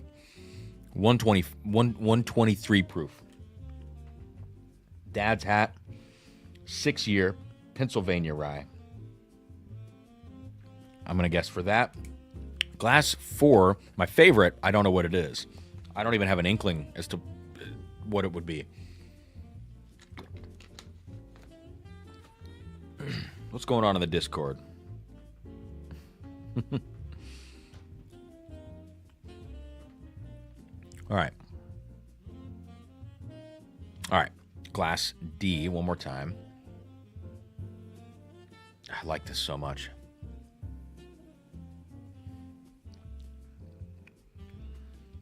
I have no clue what that is. There's so much fruit in this rye. It's darker. Oh, something feels like it's starting to come into focus a little bit. There's almost a Buffalo Trace sweetness to this glass. Glass D. Let me show you one more time. Here you go. Almost a Buffalo Trace thing. Like, is there a high proof Barton rye? There's not. Besides E.H. Taylor rye, which, well, and it's not Barton, it's just Sazerac is what I mean. But, dude, I have no clue what's in this glass. What's up, Caesar? So I hear you want to go back to Austin, ready to pass out on that tiny couch again. Let's go, man. Oh, it's fun. Fun stuff. Thanks for the super chat, bro. I got nothing on this. I'm going to be upset when I see what's in this glass. I'm leaning towards Old Forester Barrel Strength Rye.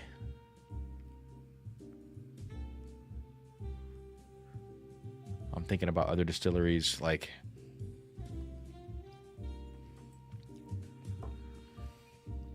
I just don't know. It's too woody to be that. But I thought Brown-Forman right away, so I'll say that. Old Forester Barrel Strength Rye. Proof tracks. We're just going to roll with that for right now. So let's do the reveal. Let's do from my least favorite to my most favorite. My least favorite is going to be Glass E. This could be somebody's most favorite because it's so crafty. Yeah, so Glass E. I said Dad's Hat 123 proof Pennsylvania rye. It's 99 proof. Okay, my proof is going to be out the door now. This is called the Globe from Proof and Wood. 100% Polish rye. So it's very out there. 8 years old. I said 6 years. I said 123 proof. Wow. Okay, I'm in for... This is going to be a ride now. Glass A. I didn't have like a bottle guess on this. I said it was very grassy. 105 proof. Green tea. Sweet lemon. 6 year. Oh. 105. It's a Rittenhouse bottled and bond. It's an Ohio pick. 5 years, 100 proof. Honestly, not bad. So this and that grassiness, that makes more sense now. Okay. So Rittenhouse. I don't think I would have guessed that. I can smell it now, like a little bit of that Heaven Hill influence. Okay. In third place for me is going to be the barbecue sauce glass, which this is finished. I'm gonna say it is French oak finished because I don't understand what's going on with this. I said 113 proof, and it's very different nose to palate. I don't have a bottle guess. Okay, here we go. Oh, okay. It's Monongahela rye.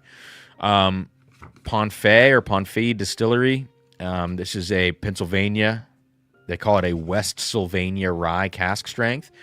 It is a 95.5, but it's Monongahela rye. It's two and a half plus years old, and it's 117 proof. Can I be honest with you? This is, because this is 2.5 plus years, if that's like truly the age of this,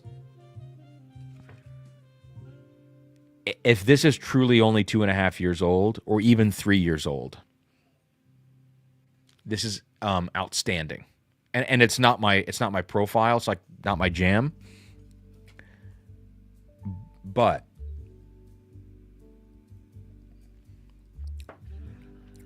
it's quality. Like it is really, really high quality. Well beyond what this Proof and Wood Polish rye is. Yeah. Cool. I like this. I like these kind of like revival ryes that you're seeing in Pennsylvania. And I don't know how old this distillery is. So when I say revival, I'm just speaking generally about this kind of movement to revive the Monongahela rye and all that kind of stuff. This is great. Not going to be everybody's cup of tea, but if you like double oaked ryes, that's going to be up your alley. This is a heck of a blind flight. Like I could never guess some of these.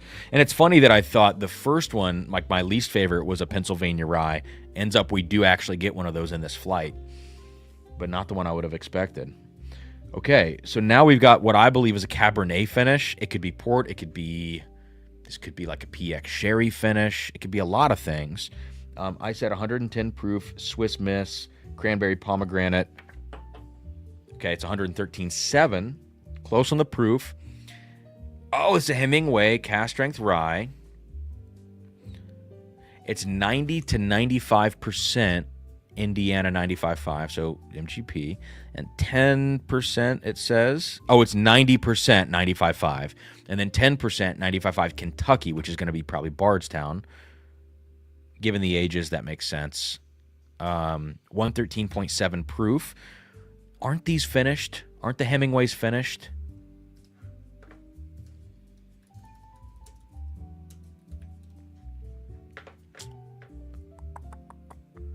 Oh, finished. A blend of straight rye finished in rum-seasoned Oloroso sherry casks. Okay. So, I don't want to make an excuse for myself, but I'm going to. The reason I called this a Cabernet finish is because Oloroso sherry, for a minute, I was in the sherry category, and I was like, it could be PX, but it doesn't quite feel like PX sherry. It feels like a sweeter version of Oloroso sherry. And so when you have a sweeter version of Oloroso sherry, when I feel that, when I'm like working my way down the funnel and I get there, then I automatically flip over to Cabernet, because Cabernet will carry some sweetness, some tannin, and it feels like that sweeter version of Oloroso, which is a little drier, a little nuttier in some cases, heavy red fruit. Rum-seasoned Oloroso sherry casks. I mean, come on. That's that's tough. But at least I got close to the proof. I didn't have an age on that, so I don't want to, go back and try to say what I would have guessed. All of these, I'm in the 6-year-ish range for. Last but not least, my favorite, Glass D. No clue what this is. I said Old Forester barrel strength rye. I said 129 proof. That puts it around 5 years old, probably. Let's see what it is. Oh, shit. Wow. Castle and Key Restoration Rye single barrel. It's 4 years old. It's 122.8, so I was high. There's a ton of potential here. Very cool. Very cool whiskey. Wow. Don, thank you for the flight, man. This was... I had a feeling that Don was going to try to mess with me, but this was one of the hardest flights I feel like I've ever done. Crazy.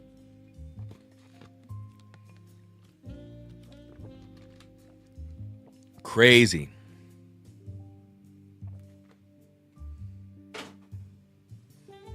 Dude. God, that was tough, man. That was really tough.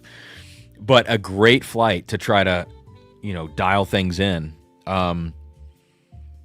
Cool. So I'm going to hang on. I still have half a sample of all of these, so about an ounce of all of these that I can go back and revisit. So let me move these glasses off the table, and let's get into our second blind flight, which is crazy to think about.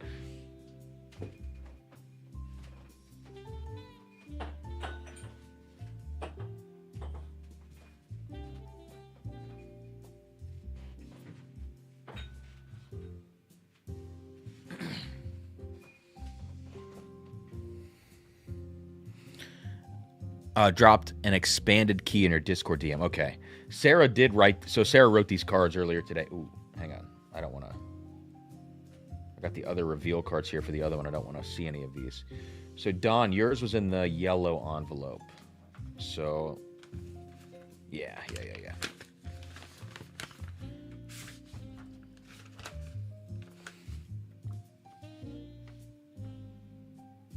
Here's a rye flight for you to use as... Oh, I didn't see this initial... Sorry. I gave this all to Sarah, and I was like, hey, write the cards. I didn't see your initial note here. There's a full label for the sample bottles. Oh, cool, man. Thank you. Sweet. All right. I'll do this after the stream.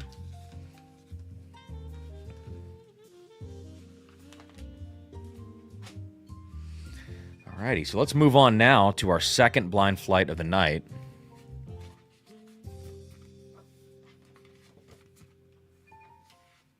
Keep an eye out for the Castle and Key 7-year cash rank. I tried it with their master distiller. It was amazing. I tell you what, that like I've heard only, I hate to say this, I've heard only negative things about Castle and Key distillate, and that rye completely changed my mind. And that's me changing my mind based on no real hard evidence. Like, I haven't tasted any Castle and Key products. I did taste the Blue Run High Rye Bourbon, which I think was like it was either 111 or 113 proof. And I think it was like 5-year Castle and Key distillate. Not crazy about that. And then when everybody told me that Castle and Key's own stuff was not very good, I just assumed that it probably tracked with my experience of the Blue Run, which was distilled there. And I thought, I don't need to pursue any of that stuff. Well, I'm going to keep an eye on their ryes if I can, because that was awesome. All right, second blind flight of the night, Willett, purple top. Blind flight, which is hilariously crazy. Oh, shoot. What did I do to my screen? Okay, we're good. Let me get 5 more fresh glasses. I got a bunch of new glasses recently because we've got the Drums and Drams branded glasses now. So I picked up a lot of those. So I have enough glasses now for live streams.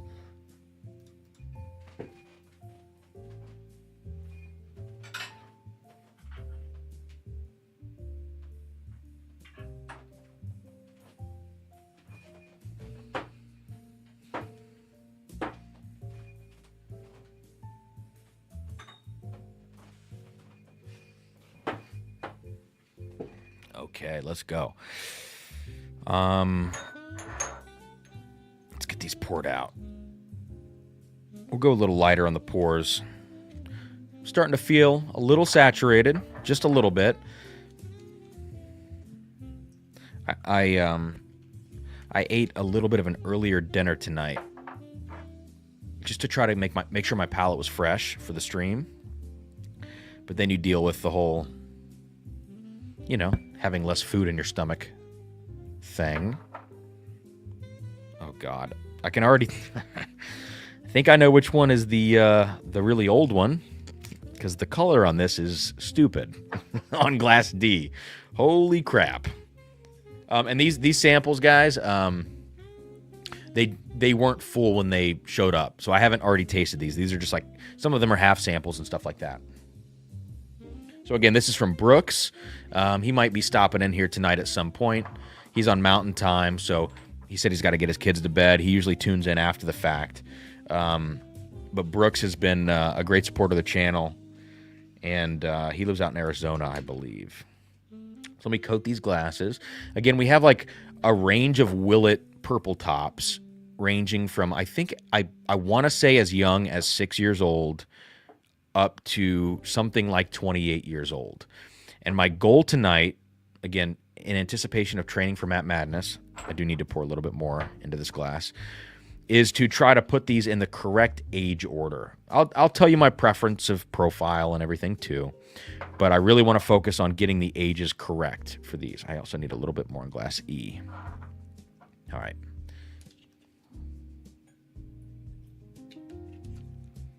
Oh, Brooks is here. What's up, man? Bathing the kids as we speak. Okay, here we go. I'll show you along the way. Again, please, no spoilers.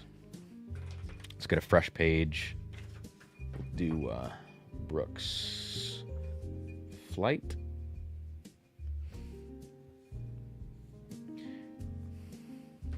So I might try to guess the age and guess the proof, but that's really it. That's the only thing I'm really going to guess. 11 to 27 year. There we go. I made for you to enjoy, not to challenge. All right. We'll try to do a little bit of both, but mostly enjoy. All right, glass A. Smells like Heaven Hill. Smells very, very, very good. 11 to 27. So these are probably all sourced, actually. Unless, and Brooks, don't tell me, but 11 would probably be like the oldest that Willett has put out at this point. So this first one smells like old Heaven Hill. We're in for a fun flight. Ordering these in age is going to be a lot of fun. So here we go. Let me show you guys what's in Glass A. And again, if you need to see these again, or if like Sarah said, again, some of the handwriting is going to be small because she had a lot to write. This smells great. This has like almost like desserty, marzipan-y, Heaven Hill kind of sweetness. If William asks a good question, if given the opportunity, am I supposed to blindly buy any purple top? No. In fact, my advice is the opposite. Unless you can try a purple top before you buy it, do not buy it. Especially because the SRP is like hundreds and hundreds of dollars for young-ish whiskey sometimes. The one thing that I would say, though, is if you find an old rye, like if you find a Willett green top rye that's like 10, 11 years old, that's actually a safer bet, in my opinion, than the bourbons are, because those ryes can be amazing.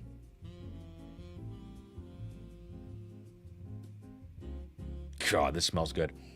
This smells like Elijah Craig A117. It's got a little bit of like this butterscotch, slightly dusty Heaven Hill vibe to it.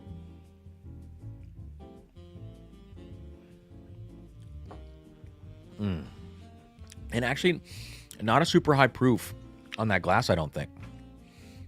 It's just delicious whiskey. Very classic. For me, the main notes, butterscotch. I'm going to say gingerbread, but really what I'm saying is more of like a brown sugar. Gingerbread has a lot more of like a rye connotation. It's more of like a brown sugar in here. Little Boston cream donut. Man, that's phenomenal. But the proof honestly feels low. Like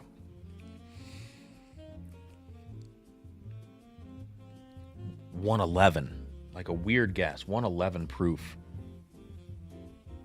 So that's Glass A. So good.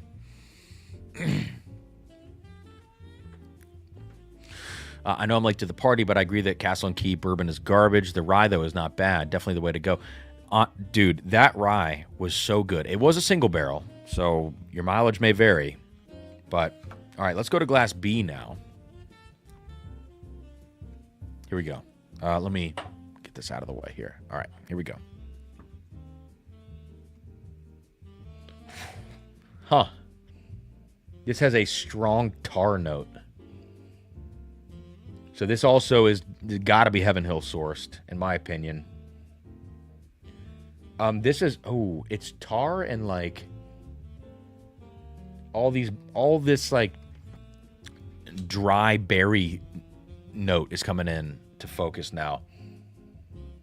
But I've had a lot of like fell off the truck kind of bottles of Heaven Hill.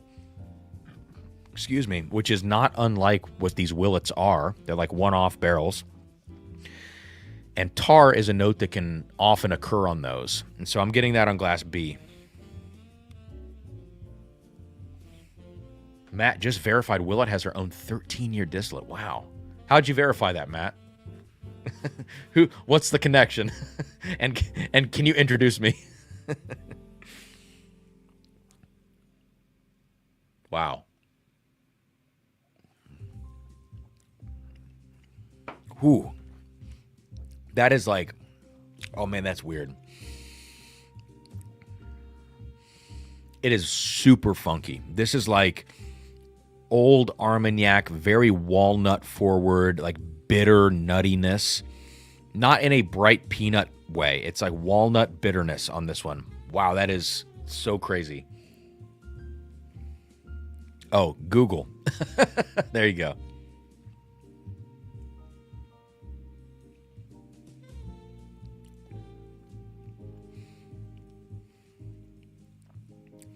Austin, I don't think the link came through. I think unless you're a mod, the links won't come through. Maybe I can mod you right now.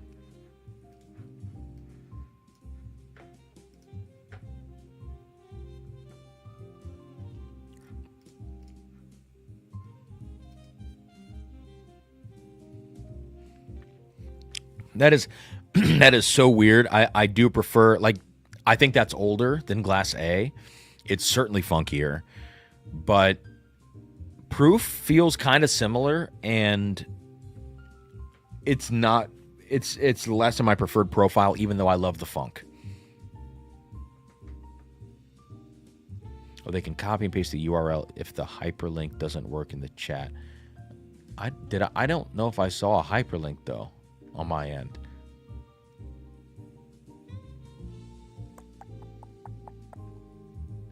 Yeah, I don't know if it like blocked it maybe, and it didn't show you on your end that it blocked it.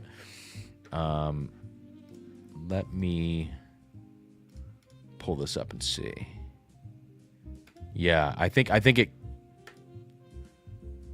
cuts out your URLs. Austin, let me make you a mod real quick.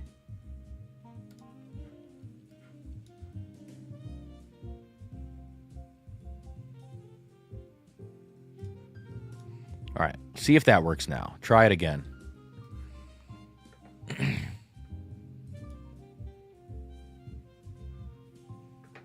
Look at that wrench. There we go. We need some more wrenches, though. Real quick, let me go back A to B just very quickly and just check out proof in particular. I think A is 11 years old. It really feels like... There you go. There's the glass link.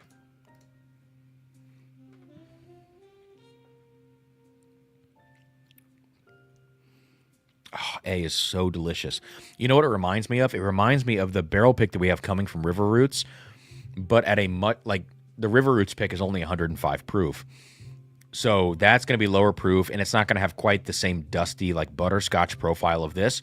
But this is like the lighter, sweeter profile of Heaven Hill in Glass A. And it's got to be Heaven Hill sourced. All right. And then back to Glass B, which smells almost like sherry finished. It smells like sherry finished Scotch and Armagnac. Like a true dusty. Yeah, a true dusty. Lower proof to me. I'm going to say 100 and...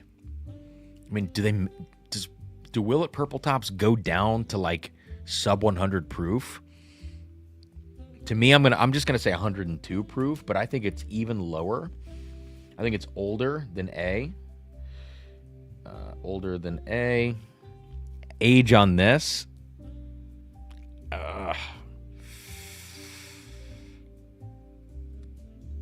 You can find some really funky ones younger than you think. I could see this being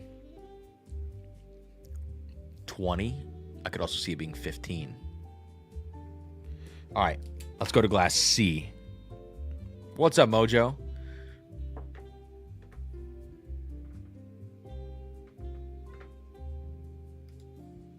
I'm drinking, I think, a bunch of Old Heaven Hill. All right, here's Glass C. I can't believe these are Willett Purple Tops. What the fuck is going on right now? This is tobacco. Okay. All right. This reminds me of who I really am. Sorry, that's a 2000s reference. But this barrel of Knob Creek that I talked about earlier, we got from Barrel of Knob Creek. Beam, and I shouldn't have even said that, from River Roots, that's going to come out in August. Barrel B29. This is our funky barrel. This has the same note as this Willett. The same, not nearly to the degree that this Willett has it, but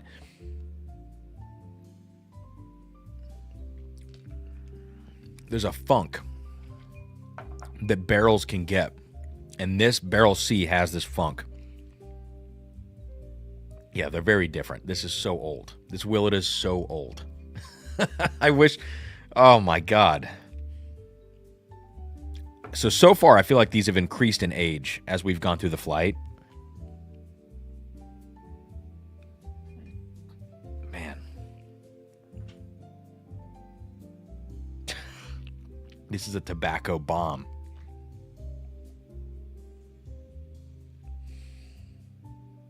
Jeez. We'll talk... Raw Corporation. We'll talk about that in a second. All right.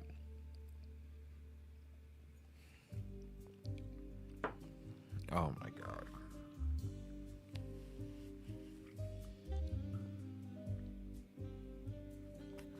Oh my God. You know what that tastes like? It tastes like these. That tastes like 20-year Heaven Hill. Like, to a T. Holy shit, man. And I thought Glass D was the darkest one. And it is. But that is old whiskey. I'm going to say that's 19 years. Holy crap, that's good.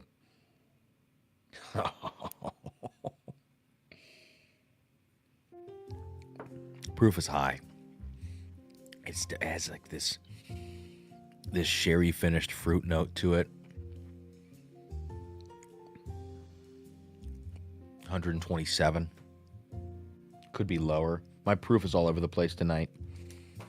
Oh my God.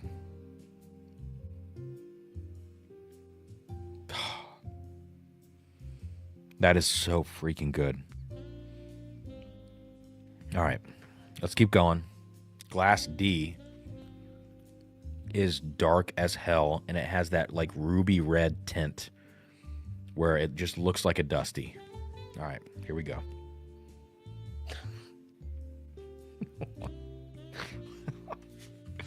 right, this is what's in this glass. Crap. I hope you guys are going to laugh at this as much as I am. What in God's name is in this glass? All right, let me tell you what it smells like. It smells like the flaming fudge brownie note of the first Coy Hill, the high proof Coy Hills. It has that note to it. It has almond nuttiness to it. It's very high proof. Like, this is like 136 proof. I mean, it could be, it smells even higher than that, but I'm going to say it's 136 proof. 138 proof. I'm going to up the guess.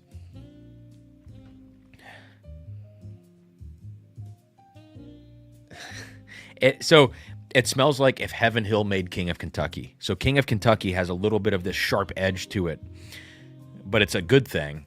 And Heaven Hill, when you get these super old Heaven Hill bottles, they're a little more rounded, but they have a richer profile. It's like the richer profile, but with the edge of the King of Kentucky. Oh my goodness.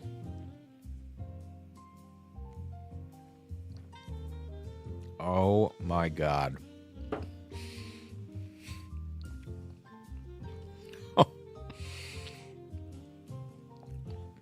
It's tannic, and it's kind of dry. I also think it's 27 years old.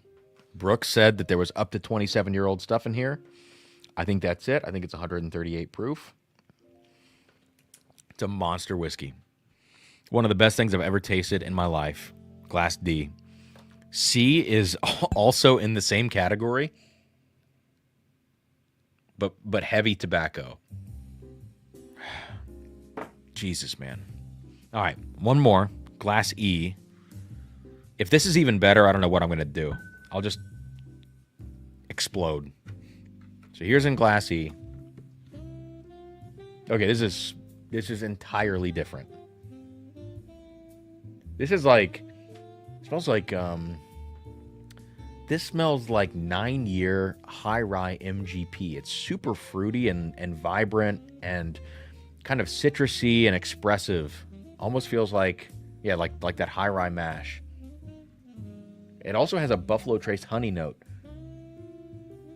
I don't know what's going on in Glass E.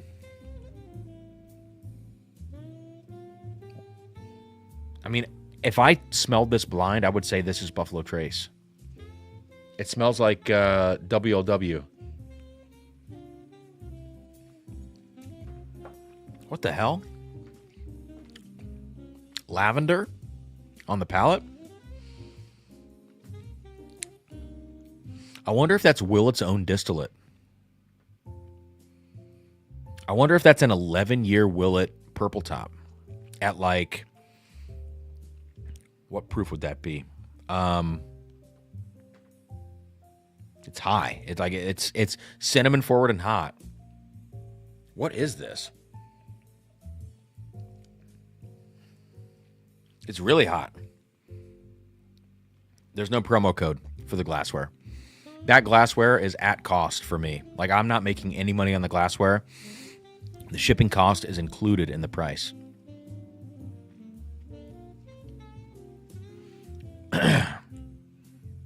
I will probably raise the price of the glassware soon, but I just wanted to get it in people's hands right now. Dude, this is nothing like the previous 4 whiskeys. I don't think that's sourced like from the same place.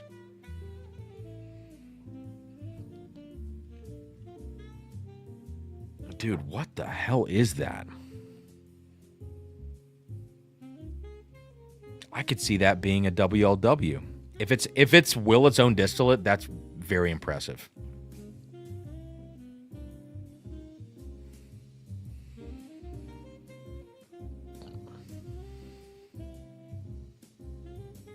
Wow. I really like that a lot.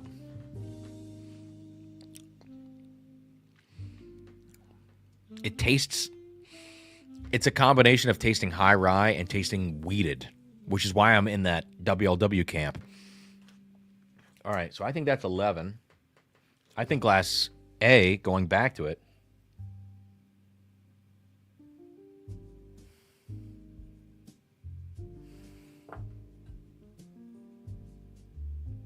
wow, B is the crazy one out of this whole flight. B is so weird.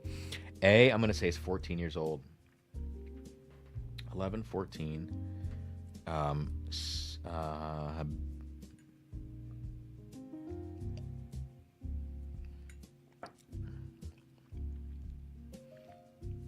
that 17, 19, 27. All right.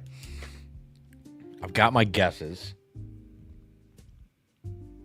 Except for the proof on glass E. What's up, Toshi? B is cheesecake, says Brooks. B is the fucking weird one, dude. Okay. Listen, if you want to tell me that's like Oreo cheesecake, like it's got this chocolate thing to it. I said tar earlier. It's got this weird, funky chocolate thing. Like mega, mega dark chocolate, high cacao percentage.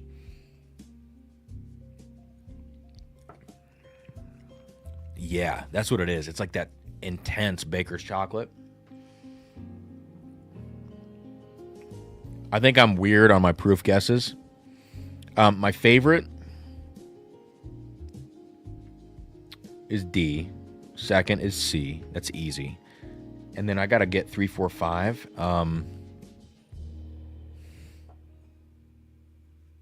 What the hell? Glass E.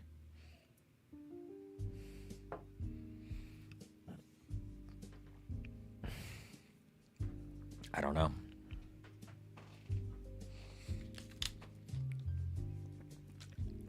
Tarred and feathered cheesecake. That's funny. Okay. Jesse, so we're going to assume that any Purple Top 12 years and younger are Willett's own. Are they still doing Purple Top picks of their source barrels? I do think they still have their source barrels. I don't think the picks are happening as much, but maybe they are. I do think that the gift shop still releases sourced stuff from time to time. All right. I got to make final decisions here.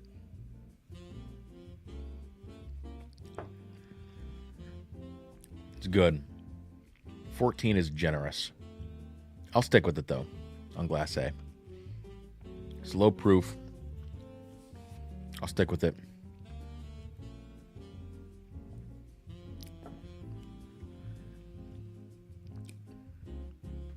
That's higher than I thought. 105. Glass C, and now E.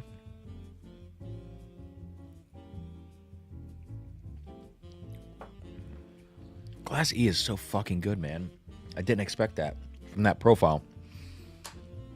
130 proof.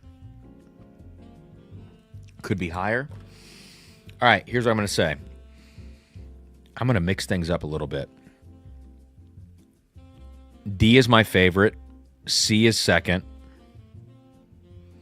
B is third. Even with all the funk and tar, B has grown on me.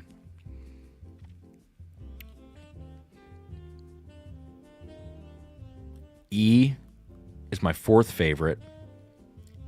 A is my last, but last place doesn't mean anything in this flight. However, I would switch E and A in my age guesses. I think E is the youngest. Everything else tracks, my favorite being the oldest down to the youngest. So let's do this. Let's reveal A first. It's my least favorite. It's amazing whiskey. I think it's Heaven Hill sourced for Willett. I think it's 14 years old, 111 proof. And I think it's the second youngest. Wow, it's 11 years old. I said 111 proof. It's 110.8. Listen, I will freaking take that. 139 bottle barrel. That's fairly short for 11 years old. And this is not their own distillate. There's no way. That has to be Heaven Hill. The way that smells. That's a fairly short barrel for the proof and the age.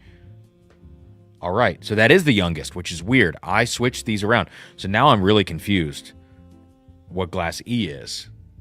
I said this was 11 years, 130 proof. Oh, shit.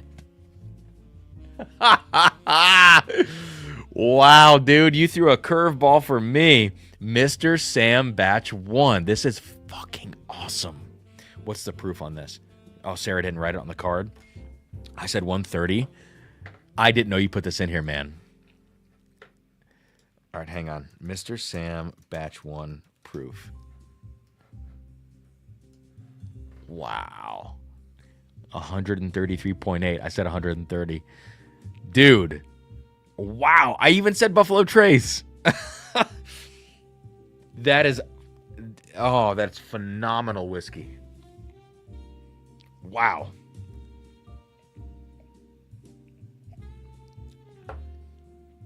Wow. I'm glad I picked that out of this lineup.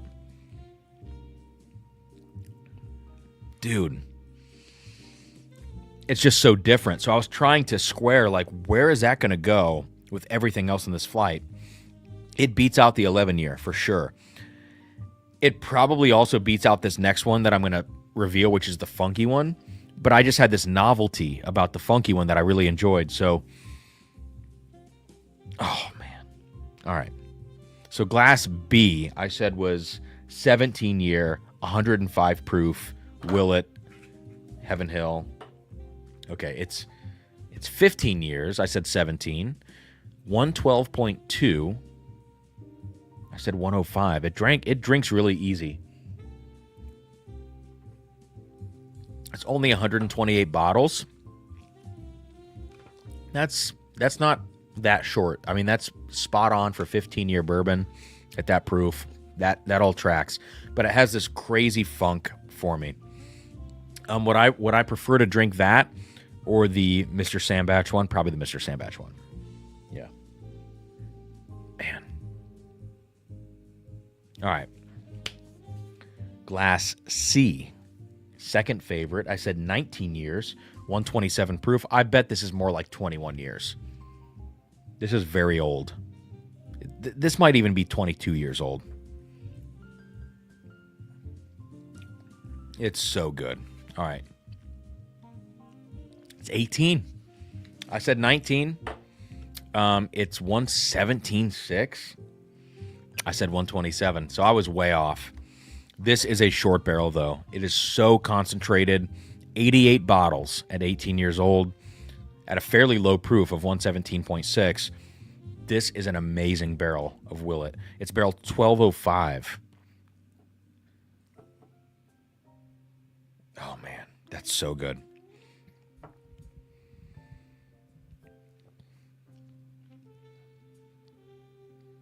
All right. Last but not least, I'd say this was the 27 year. It was hot, hot, hot. I said 138 proof. One of the best whiskeys I've ever tasted. 27 year.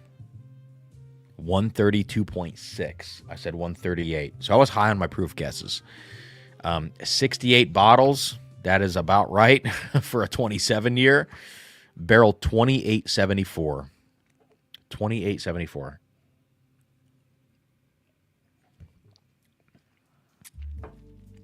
Unbelievable whiskey. Unbelievable whiskey. Oh, man. Wow. All right. Brooks, thank you, man. Thank you for the flight. This was crazy. This was so crazy. It is time now to do the giveaway. The non-Patreon member giveaway. I'm going to turn responses off. If you guys don't know what I'm talking about and you jumped in the stream late, I apologize, but this is for the 26 people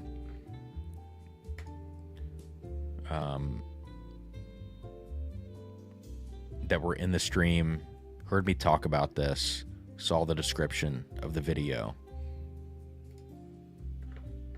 So here we go. Let's see.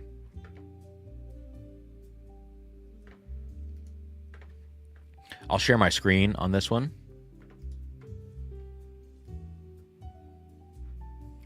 First, I'm going to sort the column, make sure there's no duplicate entries. Okay. Copy everybody's name. Crazy dude.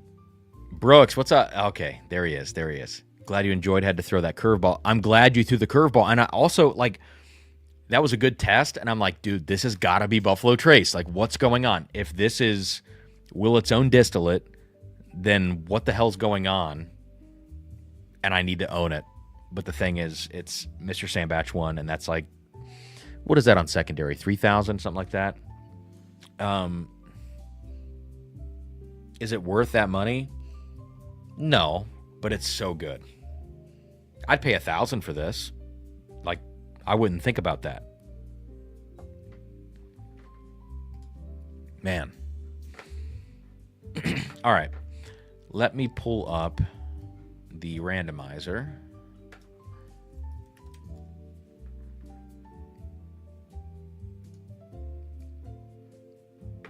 Okay.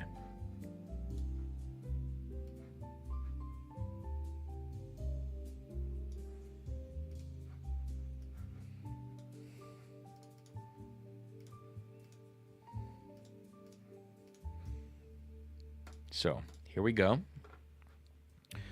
I have everybody copied on the clipboard right now. We'll paste them in alphabetically. There you go. So the first place winner is going to win the Circle City 8-year, 9-month MGP bourbon. And the second place winner is going to get the Bardstown Short Barrel after 7 spins. So here we go. 1, 2, 3, 4, 5, 6. Here comes 7. There we go. Justin Van D and Christian Lovato. So let me take a picture here of the screen. Congrats, guys, for winning. I'll get you these single barrels. Thank you, Nick Blevins, for donating the Circle City. And then I threw in that Bardstown. So there we go.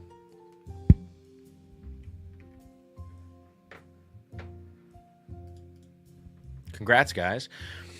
Brooks said The Mr. Sam is one of my faves. So good on its own palate. Probably got torched from funky Willets you drank before.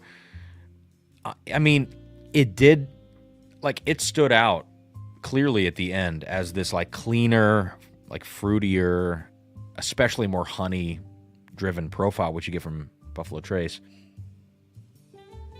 But it's hard, like, for me, the challenge was placing what's going on with it, because I had these weeded bourbon attributes of WLW. I had this, like, lavender note you get on some Willett purple tops of their own distillate, heavy cinnamon that you get on both high proof Buffalo Trace and also Willett purple tops of their own stuff, and so many other things. And that's why I was, like, racking my brain, like, what could this be? You know? Man, I do not want to fall in love with Mr. Sam because I can't afford Mr. Sam. I've had batch 2. I loved it. Batch 1 is, I don't know which one's better.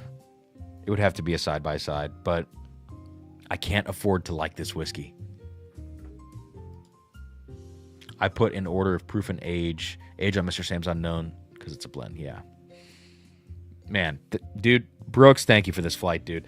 I'm going to share these with Sarah tomorrow. I'm so excited to see what she thinks of these. I'm going to pour these out for her. And well, yeah, she wrote the cards, but if I pour these out, she's not going to know what they are because she doesn't know that Willett sourced Heaven Hill and all this stuff. So I will give her this same flight tomorrow and see what she thinks. I bet she has the same order as I do, except the Mr. Sam might stand out in a bad way for her. She might think it's too, like, ethanol forward or bright or something like that. So we'll see. We'll see. 18 is the Tobacco Bomb. 18. Which one was the 18? Yeah. I thought it is the Tobacco Bomb. The 15 was the funkiest though. The 15 is weird. It's tar all day. Just reverse the order. All right, that's a good idea. Toshi paid 15 for Mr. Sam Batch 1. Actually, wouldn't do it again, even though it's solid. Yeah, I think 1,000 for me is like compared to like WLWs and other things. Mr. Sam Batch 1, $1,000, I see it. 3,000, I don't see it. You know, whatever it is now.